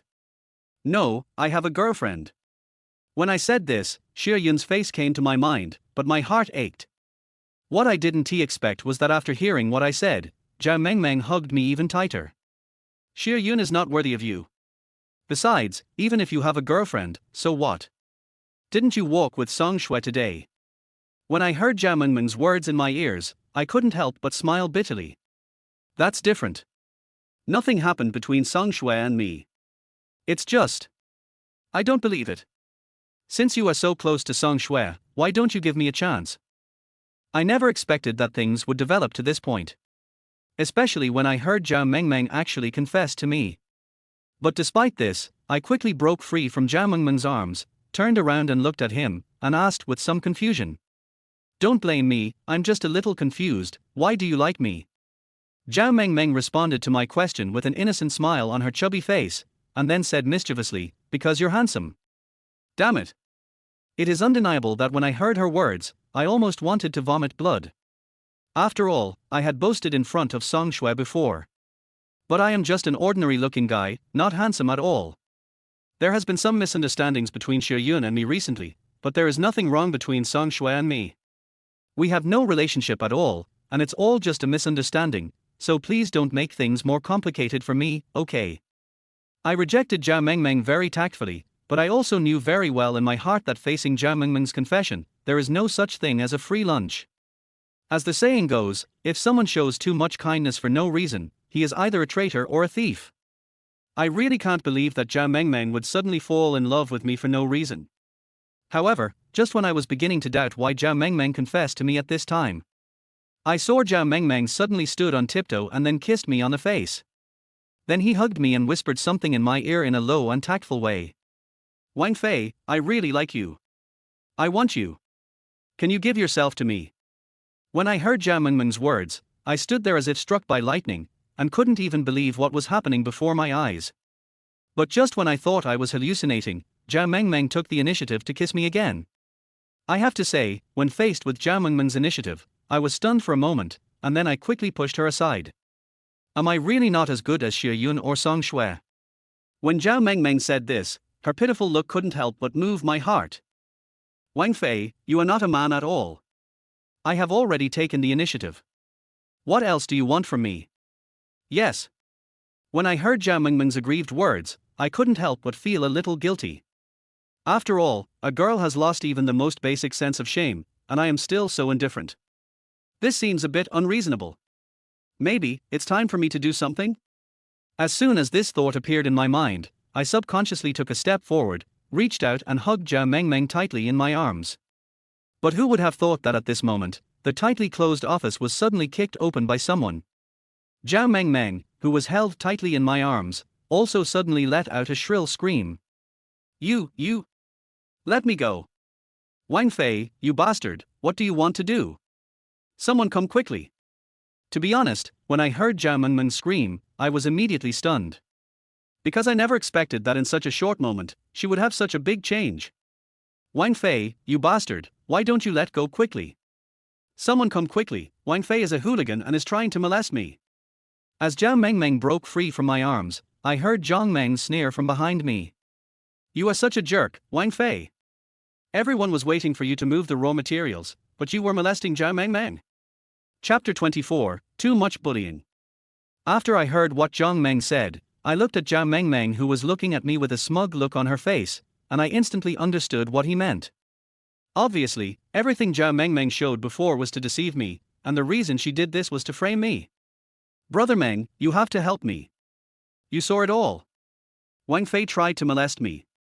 If you hadn't come at the right time, I would have been bullied by him.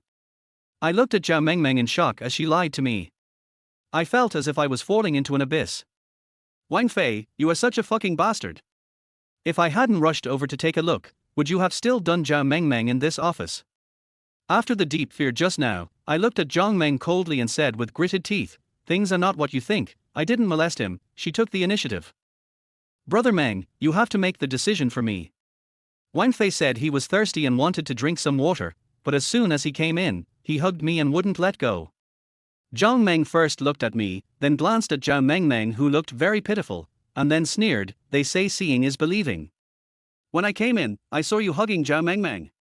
Do you think I believe what you said? When I saw this situation, I thought of Zhang Meng and the misunderstanding between Song Shui and me. He also knew that he couldn't explain the matter clearly, so he immediately turned to Zhao Mengmeng. Why on earth did you want to frame me? But when Zhao Mengmeng faced my questioning, she started crying as if she was aggrieved. At this moment, a familiar voice was heard in the warehouse. What are you all doing in the office? Come out and move the raw materials to the assembly line. I see you all don't want to leave work this afternoon, right? When this familiar voice sounded, Zhao Mengmeng beside her cried even harder. And Zhang Meng also started shouting loudly. Hey, director, you're here just in time. I can't handle this matter anymore. Please come and take a look. Tar da. Accompanied by the sound of high heels, Liang Chuyan walked into the office from the warehouse with a look of doubt on her face. Hey Mengmeng, why are you crying? Wang Fei, why are you running here instead of working online? Liang Chuyan glanced at Zhao Mengmeng who was still crying, then glared at me, and then turned to look at Zhang Meng beside her. Zhang Meng, what's going on? Don't you know that the production line is short of raw materials? What are you doing here? In response to Liang Chuyan's question, Zhang first smiled and then turned around and pointed at me. Director, Mengmeng said in the afternoon that the workers handling raw materials had gone off work, so she went to the production line to find someone to help move the materials. Wang Fei came here. At the beginning, he really did move a few boxes and it was just enough. But just now, I saw that the raw materials were running out, and I didn't see Wang Fei.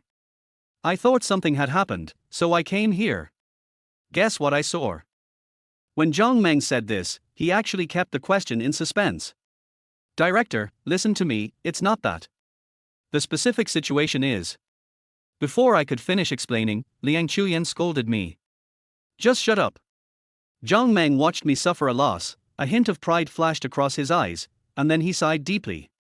When I got to the warehouse, I saw no one there, but I heard Mengmeng shouting, and then I followed the sound to the office. When I opened the door, I saw Wang Fei holding Zhao Mengmeng.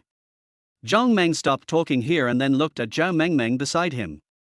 I stood aside, listening to Zhang Meng's narration, thinking that it was such a waste of his talent if he didn't write a novel. He actually described this simple matter so vividly and emotionally, which filled people's imagination. At this time, Zhao Mengmeng, crying, also leaned towards director Liang Chuyan.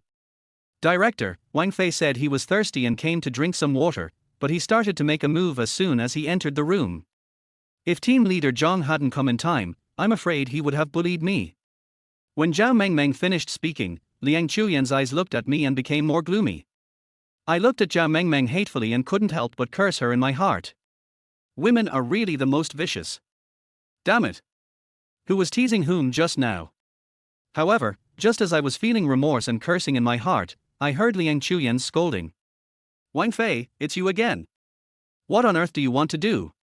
Come on, follow me back to the workshop. Let me show you how I deal with you. As I followed Liang Chuyan on the way to the workshop, I kept thinking about what happened today. Especially regarding Zhao Mengmeng. At the same time, I also felt a little regretful for my previous impulsiveness.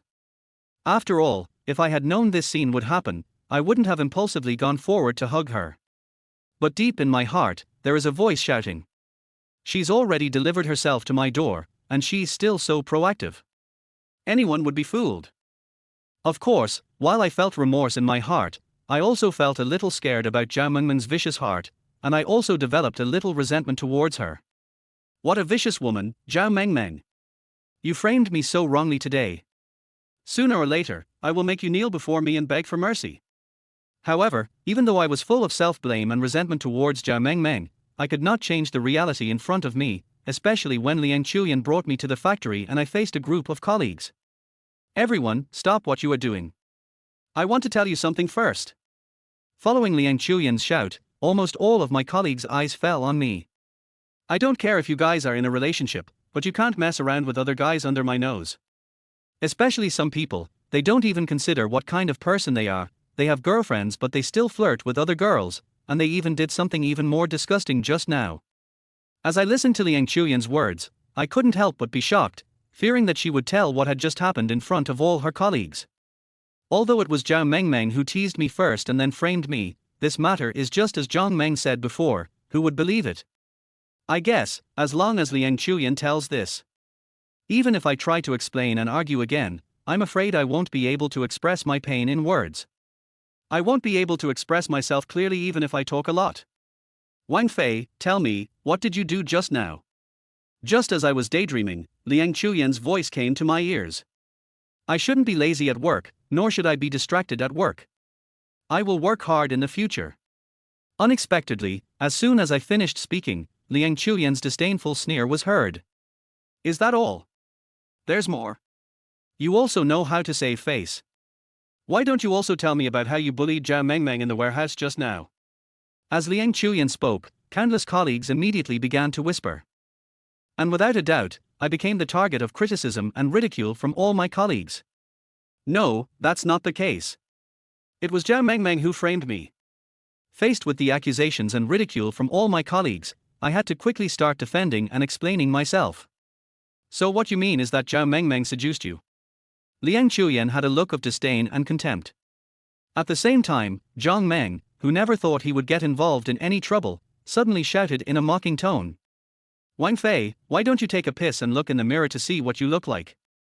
How dare you say such shameless words? Chapter 025, Sexual Intercourse. Following Zhang Meng's words, everyone below immediately began to discuss the matter. I even heard someone looking at me over there, saying mockingly, that's right, Brother Meng is right. Wang Fei really doesn't need to take a piss to look at himself. He still wants to be a toad and want to eat a swan. That's right. Let's not talk about Song Shui first. As for Xie Yun, she is blind. I am confused. With Zhao Mengmeng's looks, there are so many people who want to pursue her. Why would she seduce Wang Fei, a loser? I listened to the discussions around me and felt like my lungs were about to explode. Especially when I think about the past, I was so close to these colleagues and treated them like brothers. Every time I invite people to dinner, each one of them is more enthusiastic than anyone else. But now, after I was framed by that bitch Zhao Mengmeng, they didn't even think about our past brotherhood and pointed all the blame at me. All of this made me slowly feel cold-hearted. At the same time, it also made me sadly think of a famous saying, when the wall falls, everyone pushes it. I'll say it again, I really didn't molest Zhao Mengmeng, it was Zhao Mengmeng who said she liked me first. But just when I shouted this sentence out in unwillingness, Zhang Meng, who had accused me before, sneered and shouted something to add fuel to the fire. Who would believe it? Besides, when I went to look for you, I saw you carrying Zhao Mengmeng. Do you think this is true? To be honest, I was also stupid. When I heard Zhang Meng's question, I nodded without thinking. This was because of my admission, which instantly caused everyone to start talking again. Did you hear that? He even hugged her, but she still refuses to admit to molesting him. At least it was Brother Meng who saw him. What if Brother Meng didn't see him, or what if Brother Meng went there a little later? What else is there to say? This kid is definitely going to bully Zhao Mengmeng. He's really like a toad wanting to eat a swan. He took advantage of her, but he still wants to deny it. He's simply a scumbag. That's right. If Wang Fei wasn't a scumbag, she would have been able to date Xie Yun while still having an affair with Song Shui. Now she's thinking about Zhao Mengmeng again. Liang Chuyan hasn't said a word since she scolded me. At this time, seeing all my colleagues pointing their spears at me, a look of contempt appeared on their faces. Wang Fei, what else do you want to say? You can't do your job well, and you're flirting with other girls all day long. I think you really don't want to do this job anymore. Liang Chuyan had said so much, and I knew that if I didn't explain quickly, I might even lose this job. But when I saw the eyes of those colleagues, I felt discouraged. After all, this is how society is now. There is always someone adding insult to injury, but no one is adding icing on the cake. Unexpectedly, at this moment, a low voice of question suddenly came out from the noisy crowd. Aren't there surveillance cameras in the warehouse? Wouldn't it be clear if we just look at the surveillance cameras? I looked in the direction of the voice and saw that the person who said this was Song Shui. I didn't expect that Song Shui would help me at this time. I was so moved that I looked at her deeply with gratitude. But what I never expected was that at this moment, Li Ming suddenly shouted loudly. Director, what a coincidence! The surveillance camera broke this morning and hasn't been repaired yet. I estimate it will take until after get off work to repair it. It was not until this time, when I heard Li Ming's words, that I remembered the previous conversation between Zhang Meng and Li Ming. At the same time, I also began to doubt the reason why Zhao Mengmeng framed me. Could it be that Zhao Mengmeng framed me under the instructions of Zhang Meng and Li Ming? No wonder Zhang Meng and Li Ming were whispering to each other when I went to the warehouse to move raw materials this afternoon. Just when I was feeling discouraged and thought that I couldn't explain myself even if I had a mouth, and that what I could do next was to confirm that I had molested Zhao Mengmeng. Liang Chuyan also looked at me with cold eyes, then glanced at Zhao Mengmeng and asked softly. Mengmeng, what do you think we should do about this? I subconsciously looked at Zhao Mengmeng. Even though I was full of resentment towards her, I was speechless at this moment. But at this moment, Song Shui hesitated for a moment and walked over from among her colleagues. It doesn't matter whether the surveillance is broken or not, because when I passed by this afternoon, I witnessed the whole process with my own eyes. As soon as Song Shui finished speaking, I could clearly see Zhao Mengmeng's face change, and then she secretly looked towards Zhang Meng and Li Ming without leaving any trace. I can prove that what Wang Fei said is true. It was her. Zhao Mengmeng is lying. At that moment, Song Shui's words sounded like the sound of nature to me, so pleasant to the ears.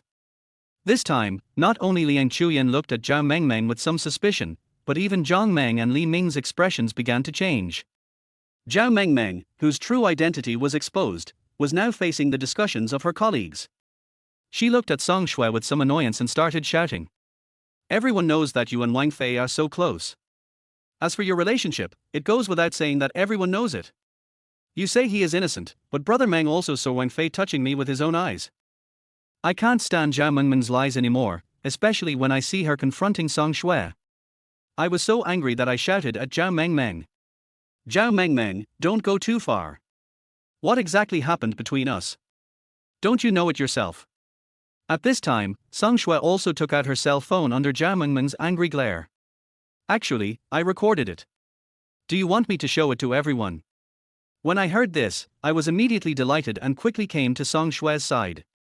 Just as I was about to reach out for her phone, I heard Song Shui whisper to me, "Forget it, let's be merciful. Oh, we are all colleagues. If it is just a misunderstanding, let it go." What I didn't expect was that Zhang Meng, who had been suppressing me before, suddenly said such words at this time. Brother Meng. Me, you? Zhao Mengmeng's face suddenly changed. Unexpectedly, Zhang Meng acted as if he didn't hear Zhao Mengmeng's call, and then turned his head and said something to Director Liang Chuyan. Hey, Director, let's just forget about it. After all, this is a personal matter. Let's not delay our work, or we'll have to work overtime at night. If this delays the factory's shipment, we can't afford the responsibility. It is undeniable that with the appearance of Song Shui, the whole situation has gradually changed. After seeing Zhao Mengmeng's panic, Liang Chuyan seemed to understand that there was something strange about it. Besides, Zhang Meng gave him a step to go forward, so he just waved his hand. Everyone, go away. Hurry up and finish your work this afternoon. I won't say anything else. I still say that I don't care about love affairs, but don't have any casual relationships. Whoever delays the work will pack up and leave. As my colleagues dispersed, Song Shui also walked towards me. This is the first time I've told a lie in my life. I was so scared. When I heard Song Shui's unreasonable words, I immediately understood why she had persuaded me just now. And because of this, he opened his mouth in surprise. Chapter 026, Trash. Song Shui looked at me with a surprised expression, first blinked at me, then patted her chest and acted like she was scared. What are you still standing there for? You don't know how to thank them. You don't know how scared I was just now. You even wanted to show them your phone. I didn't record it at all. Fortunately, I didn't watch it. If I had watched it, it would have been exposed. When I saw Song Shue's caring look on her face, my heart was warmed for a moment. At the same time, I couldn't help but feel a little grateful for everything she had done for me. After all, if Song Shue hadn't come forward to lie for me and prove that I didn't molest Zhao Mengmeng, in that situation, not only would I be mocked and laughed at by my colleagues, I might even have to pack up and quit. Actually, I really didn't molest Zhao Mengmeng. She just said she liked me, and then. I believe you, otherwise I wouldn't help you like this. Song Shue smiled at me, then muttered something in a low voice with a strange look on her face. Also, you don't have to explain anything. Besides, I'm not your girlfriend. Why are you explaining this to me? Hearing what Song Shue said, I couldn't help but feel a little embarrassed, but I still said thank you from the bottom of my heart to express my gratitude for her help. No need to thank me. If I really want to say thank you, I should thank you.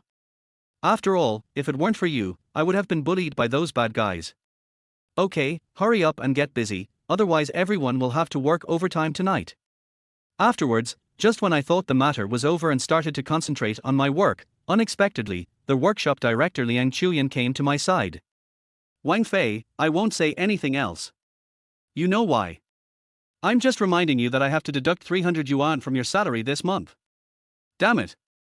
When I heard what Liang Chuyan said, I immediately lost the desire to work. Although I have encountered a lot of things recently, which led to mistakes at work and I was framed by Zhao Mengmeng, all of this cannot be a reason to deduct my salary. Also, even if you want to deduct my salary, there is no need for you to come and tell me alone. Especially when I thought about the 300 yuan salary, which was almost my monthly food expenses, I felt very angry and blamed all this on Zhao Mengmeng. I also made up my mind that I must go find Zhao Mengmeng after get off work and find out why she wanted to frame me. In fact, although I guessed in my heart that Zhao Mengmeng was instructed by Zhang Meng, I was not sure, so I had to find Zhao Mengmeng to ask her clearly. At the same time, I also thought about preparing the recording in advance and keeping the evidence. In addition, I also want to get a clear answer from Zhao Mengmeng, or confirmation, and then go to Zhang Meng to have a good talk. After all, I still need this job to ensure my survival, and I also know one thing: when you are under someone's roof, you have to bow your head, so that Zhang Meng won't make things difficult for me in the future. But I never thought that it was because of this thought that I discovered Zhao Mengmeng's secret. When I came to the warehouse again, my colleagues in the factory had already gone off work, so I didn't know whether Zhao Mengmeng was still in the warehouse. Just as I came to the office in the warehouse with this thought in mind, I heard a series of fascinating shouts coming from the office. Brother Ming, you are so awesome. No. If I hadn't experienced Zhao Mengmeng's vicious heart before, I would have found it difficult to accept such a big change in her. So you are such a piece of scum. After secretly cursing Zhao Mengmeng in my heart, I also became very curious about the situation in the room. Then he secretly turned on the recording function on his mobile phone, and then carefully placed the phone on the windowsill of the office, and this angle just happened to be facing Zhao Mengmeng and Li Ming in the room. It's just that because I came at an unfortunate time, Zhao Mengmeng and Li Ming seemed to have finished what they needed to do and were cleaning up the battlefield. Brother Ming, what do you mean? Why is Brother Meng like this? We agreed in the afternoon that we would team up to deal with that loser Wang Fei, but later he didn't help me, but helped that loser Wang Fei instead. As Zhao Mengmeng said this, she continued to complain with a complaint. Brother Ming, you don't know how embarrassed I was this afternoon. How will my colleagues in the factory look at me from now on? Listening to their words coming from the office, I suddenly realized that Zhao Mengmeng was getting together with Li Ming. Hey, you know what, this matter was indeed done by Brother Meng in the wrong, even I am a little angry. But Mengmeng, don't worry, because of this matter, Brother Meng owes us a favor. As long as he can help us cover up and let us make a lot of money later, even if you suffer a little loss, it will be worth it. As I recorded the entire conversation between Zhao Mengmeng and Li Ming, I also verified my previous guess in my heart. It turned out that Zhao Mengmeng framed me at the instigation of Zhang Meng. What I didn't expect was that Li Ming was actually involved in this, and from their conversation, it was not difficult to guess that Li Ming and Zhao Mengmeng seemed to be planning this unspeakable matter. And this secret about the two of them seems to be related to Zhang Meng. Brother Ming, I always feel that this is a bit risky. If we secretly take these raw materials out to sell, will we be reported and go to jail? When I heard what Zhao Mengmeng said, I was shocked and at the same time surprised at the boldness of these two people. They actually teamed up to steal raw materials from the factory and sell them. Hey! Don't worry, I have already discussed this with Brother Meng. Besides, you are responsible for deciding how much raw materials to ship out. As for how much raw materials to use, that is also up to Brother Meng. Of course, we can't let Brother Meng go for nothing. We can just give him a share later. As Li Ming spoke, he started moving his hands randomly on Zhao Mengmeng's body. There's a saying that goes, people die for money, birds die for food. You see, Zhang Meng was still a little hesitant in the morning, but after this incident, not to mention that he owes you a favor, even if it's the money from reselling raw materials, I don't believe he won't be tempted. As Li Ming began to move her body, Zhao Mengmeng also became a little unruly. Brother Ming is still the best, but you make me feel itchy inside, so uncomfortable. Since it's uncomfortable, let's do it again. Let me scratch your itch. While Li Ming and Zhao Mengmeng were working hard and sweating on the ground, I was hiding in the dark, recording the whole process while thinking about it in my mind. If I tell the director about this, let alone what reward I can get, at least she won't deduct the 300 yuan from me, right? Chapter 027: A plan to kill two birds with one stone. Ming brother, you are so bad. You are so awesome. Bad? That's just the beginning. Don't worry, I have even more powerful methods. When I listened to Zhao Mengmeng's outrageous words, I thought of her frame up against me. For a moment, I couldn't help but calculate in my mind. What a slut! I didn't expect that she looked so innocent, but was actually so wanton in private. The slut even dared to team up with others to frame me. Okay, I'll remember this. Now I have evidence in my hand. I'll find a chance to deal with you later. However, just as I was thinking this in my mind, I suddenly heard a pair of words in my ears that shocked me. Brother Ming, why do I always feel that Zhang Meng looks at me in a weird way, especially in private, and he often touches me? Meng, I have to say a few words to you about this. What is our current situation? We are ready for everything. We just need Zhang Meng to help us. As long as he nods and cooperates with us, we will suffer a little loss. Listen to me, you can only bear the grievance once or twice. As soon as Li Ming finished speaking, I was extremely shocked. While Zhang Meng was pursuing Song Shui, he actually wanted to get his hands on Zhao Mengmeng. This guy obviously has a problem with his character. Unexpectedly, at this moment, Zhao Mengmeng laughed teasingly and said to Li Ming, Brother Ming, aren't you afraid that Zhang Meng and I will get together? Come on, I'm still very confident about this matter. After all, apart from me, I'm afraid no one else can subdue a little bitch like you. Brother Ming, stop it. You're making me feel so uncomfortable. I told you you're a bitch. Well, watch how I serve you today. I was hiding outside the office in the warehouse, listening to the obscene sounds coming to my ears. While lamenting Zhao Mengmeng's unruly behavior, he also secretly checked the video he had just recorded. Seeing that I had recorded every detail of the affair between Zhao Mengmeng and Li Ming, I carefully withdrew from the warehouse. But when I held the secret about Zhao Mengmeng and Li Ming in my hands, and recalled my previous idea of taking this secret to the workshop director Liang Chuyan, I couldn't help but hesitate. Because I thought to myself that if I reported this secret to director Liang Chuyan, perhaps Liang Chuyan would change her opinion of me. They would even completely wipe out the idea of withholding my salary or even firing me. But in doing so, I would lose a great opportunity to retaliate against Zhao Mengmeng. But it is also obvious that if I just use this secret to retaliate against Zhao Mengmeng, it will only give me psychological comfort in the short term. But in the long run, it seems to be very disadvantageous to me. After all, on the one hand, Liang Chuyan is targeting me everywhere and even threatening me with my job. If I am not careful, I may not even be able to keep my job and lose the chance of survival. So after weighing everything, I made up my mind. At the same time, I looked at the warehouse silently and said something to myself. Okay, Zhao Mengmeng, just wait for me. If I didn't want to keep this job and have a way to survive, I would never let you go. There is no doubt that when I chose to take credit for Zhao Mengmeng and Li Ming's secret, I felt somewhat unwilling. Hey, you said I was stupid too. Since Zhao Mengmeng framed me so blatantly, why can't I find ways to retaliate against her? When I thought of this, I immediately made up my mind.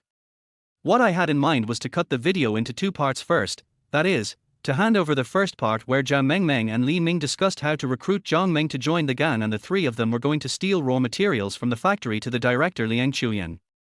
Then he secretly kept the latter part of the video about the bargaining between Zhao Mengmeng and Li Ming, and used it to retaliate against her. Well, not bad, not bad. Zhao Mengmeng, you were the first to be unkind, so don't blame me for being unjust. This is really a good strategy to kill two birds with one stone. After I had thought it over in my mind and made up my mind, I couldn't help but quicken my pace and walked out of the factory, because I had calculated the time before. This was exactly the time when Director Liang Chuyan was about to leave the factory after get off work. What I didn't expect was that when I was excitedly walking towards Liang Chuyan's office, I was blocked by Zhang Meng, who suddenly appeared. Just when I was feeling extremely confused, Zhang Meng pulled me to a corner and then pushed me into the corner. Wang Fei, you don't have a good memory, do you? What did I warn you about this morning? What do you mean? Don't play dumb. I told you not to get so close to Song Shui, but you still didn't listen. Tell me, what did Song Shui do to you this afternoon? Faced with Zhang Meng's aggressive pressure, I really wanted to take out the video I had just shot, and then slap Zhang Meng hard in the face to let him know that I had already learned the secret between him, Li Ming and Zhang Mengmeng. However, reason told me that I should not let such a small matter disrupt my entire plan. No, listen to me. I remember what you said this morning. I didn't go to find Song Shui. Also, I remember that I told you early in the morning that there is no relationship between Song Shui and me. As for why Song Shui came to find me this afternoon, I think you should know it better than anyone else, right? Wang Fei, what do you mean? What do you think I know? I looked at Zhang Meng's angry face and couldn't help but sneer. Then I said in a deep voice, if you don't want others to know, then don't do it. Actually, I really want to thank Song Shui. After all, if Song Shui hadn't helped me testify and excuse myself in the afternoon, I really don't know, and I might have packed up and left now. I have to say that Zhang is a very stingy person. Sometimes I even wonder how such a stingy person can become a team leader. Sure enough, when I shifted the topic to Song Shui, I immediately aroused Zhang Meng's hatred. Okay, Wang Fei, I've got you. Since you haven't listened to my warnings time and time again, don't blame me for being rude. To be honest, I have heard Zhang Meng's warning to me more than once or twice, so I didn't take his words seriously. As I left the corner, I left this sentence without even turning my head. Okay, I'll wait. I don't believe that in this harmonious society, you can do anything to me. To be honest, when I was facing Zhang Meng's revenge afterwards, when I thought back to the harsh words I had said to him, I really wanted to slap myself hard in the face. And because of Zhang Meng's sudden appearance, I wasted nearly 10 minutes. Later, when I rushed to the door of Director Liang Chuyan's office, I found that Liang Chuyan had already left work. Chapter 28, Foxy. When I saw this situation, I was immediately furious. I thought that if it weren't for that guy Zhang Meng, I might have already reported the three of them for trying to steal raw materials from the factory. Just when I was feeling a little annoyed, I suddenly heard a questioning voice in my ear. Wang Fei, it's time to get off work, why haven't you left yet? Do you have something to ask the director? When I saw the person coming, it was Uncle Liu, who was in charge of security patrol at the factory gate. I nodded but didn't say much. Well, if it's not urgent, then tomorrow, get off work early and go back to rest. I've been very tired recently, but if you have something urgent, either call Director Liang, or go find her. When I was patrolling at the door just now, I saw that she had just left. I have to say, the boss is always the boss. Not only enthusiastic, but also very powerful. When I heard this, I was moved and quickly said thank you. Then I ran towards the factory gate. When I arrived at the factory gate, I looked around. Fortunately, I saw Director Liang Chuyan at the bus stop not far from the door. The moment I thought about it, if I reported the secrets about Zhang Meng, Li Ming and Zhao Mengmeng, maybe I could win the director's favor.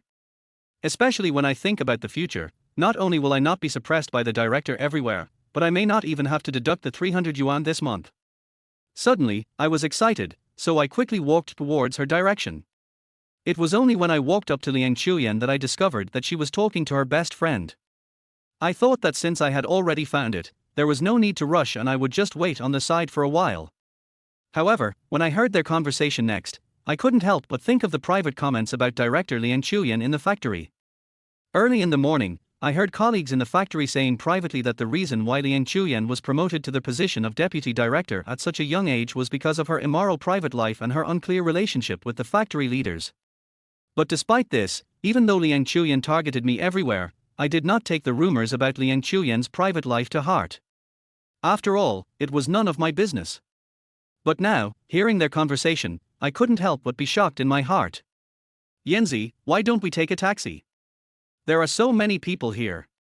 Even if a bus comes later, I'm afraid there won't be enough room. Besides, this bus is full of people and stinks.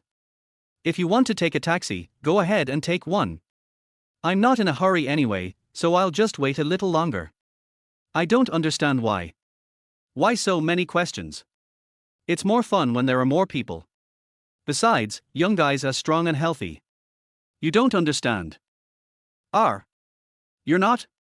Well, if it's up to you, you should find a man as soon as possible, so you don't have to feel depressed all day long.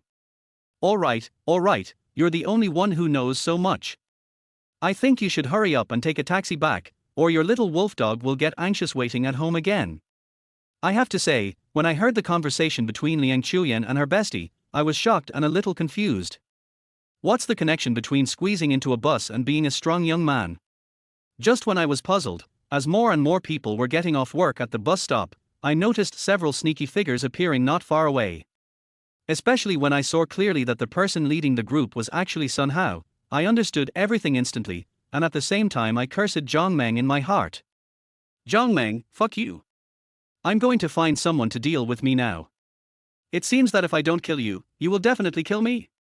The reason why I have so many associations when I see Sun Hao is because almost everyone in the factory only knows about the relationship between Sun Hao and Zhang Meng, and they are so good that they wish they could wear the same pants. And he, Sun Hao, is Zhang Meng's #1 subordinate. Fortunately, although Sun Hao saw me at this time, because I was standing next to Director Liang Chuyan, Sun Hao could only stare at me. At the same time, I thought about it quickly and knew that as long as I followed Liang Chuyan into the car, even if Sun Hao had 10 times the courage, he would not dare to follow. At this time, Liang Chuyan's best friend also said hello, waved for a taxi and left. As soon as I saw the opportunity, I rushed forward and shouted, "Director!" Unexpectedly, after hearing my call, Liang Chuyan was stunned at first and then looked at me with some disgust. Then he asked with a hint of doubt, "What's up?" Facing the disdainful look Liang Chuyan gave me, even though I felt extremely disgusted in my heart, I could only put on a smile. "Yes, there is something I want to report to you, but it's a little inconvenient to talk here." Just as I suppressed the disgust in my heart, looked around, trying to find a place with few people, and then report the secrets about Zhang Meng, Li Ming and Zhao Meng, Liang Chuyan suddenly laughed at me. "What's so inconvenient about this? If you have something to say, just tell me. Okay, besides, you are the only one who feels ashamed. What haven't you done before?" Hearing Liang Chuyan's sarcastic words to me, I was stunned, and then subconsciously clenched my fists, but this scene fell into Liang Chuyan's eyes. "How come what I said is wrong? Wang Fei. Others may not know who you are, but I don't know. Also, I'm warning you, don't watch those messy things when you're at work. You already have a girlfriend, but you're still so vulgar. I really don't know what you're thinking." I never expected this kind of situation to happen, and I just stood there in a daze for a moment. But even so, Liang Chuyan still gave me a lecture. "Oh, I see. You are here because I am going to deduct 300 yuan from your salary. There is no need to talk about this matter. Just based on what you have done, I am already doing my best to live up to my conscience by not firing you and asking you to pack up and leave." As Liang Chuyan finished her words, her irony was like a needle that pierced my heart. At that moment, I even forgot what I wanted to report. The whole person fell into a state of deep grievance and lack of confidence. Did I really say something so unbearable like that to her? Just as I was sinking into deep self-blame, I heard the bus conductors shouting not far away. Don't push, hurry up and line up properly, otherwise no one will be able to get on. 732, it's going to Qingtar Community, hurry up and get in line." The conductor's shouts brought me back to reality, and I saw Liang Chuyan walking onto the bus. And it was not until this moment that I remembered the purpose of coming here. Although Liang Chuyan still looked at me with suspicion, I couldn't give up my plan just because of this. Forget it, forget it. Just bear with it for a while.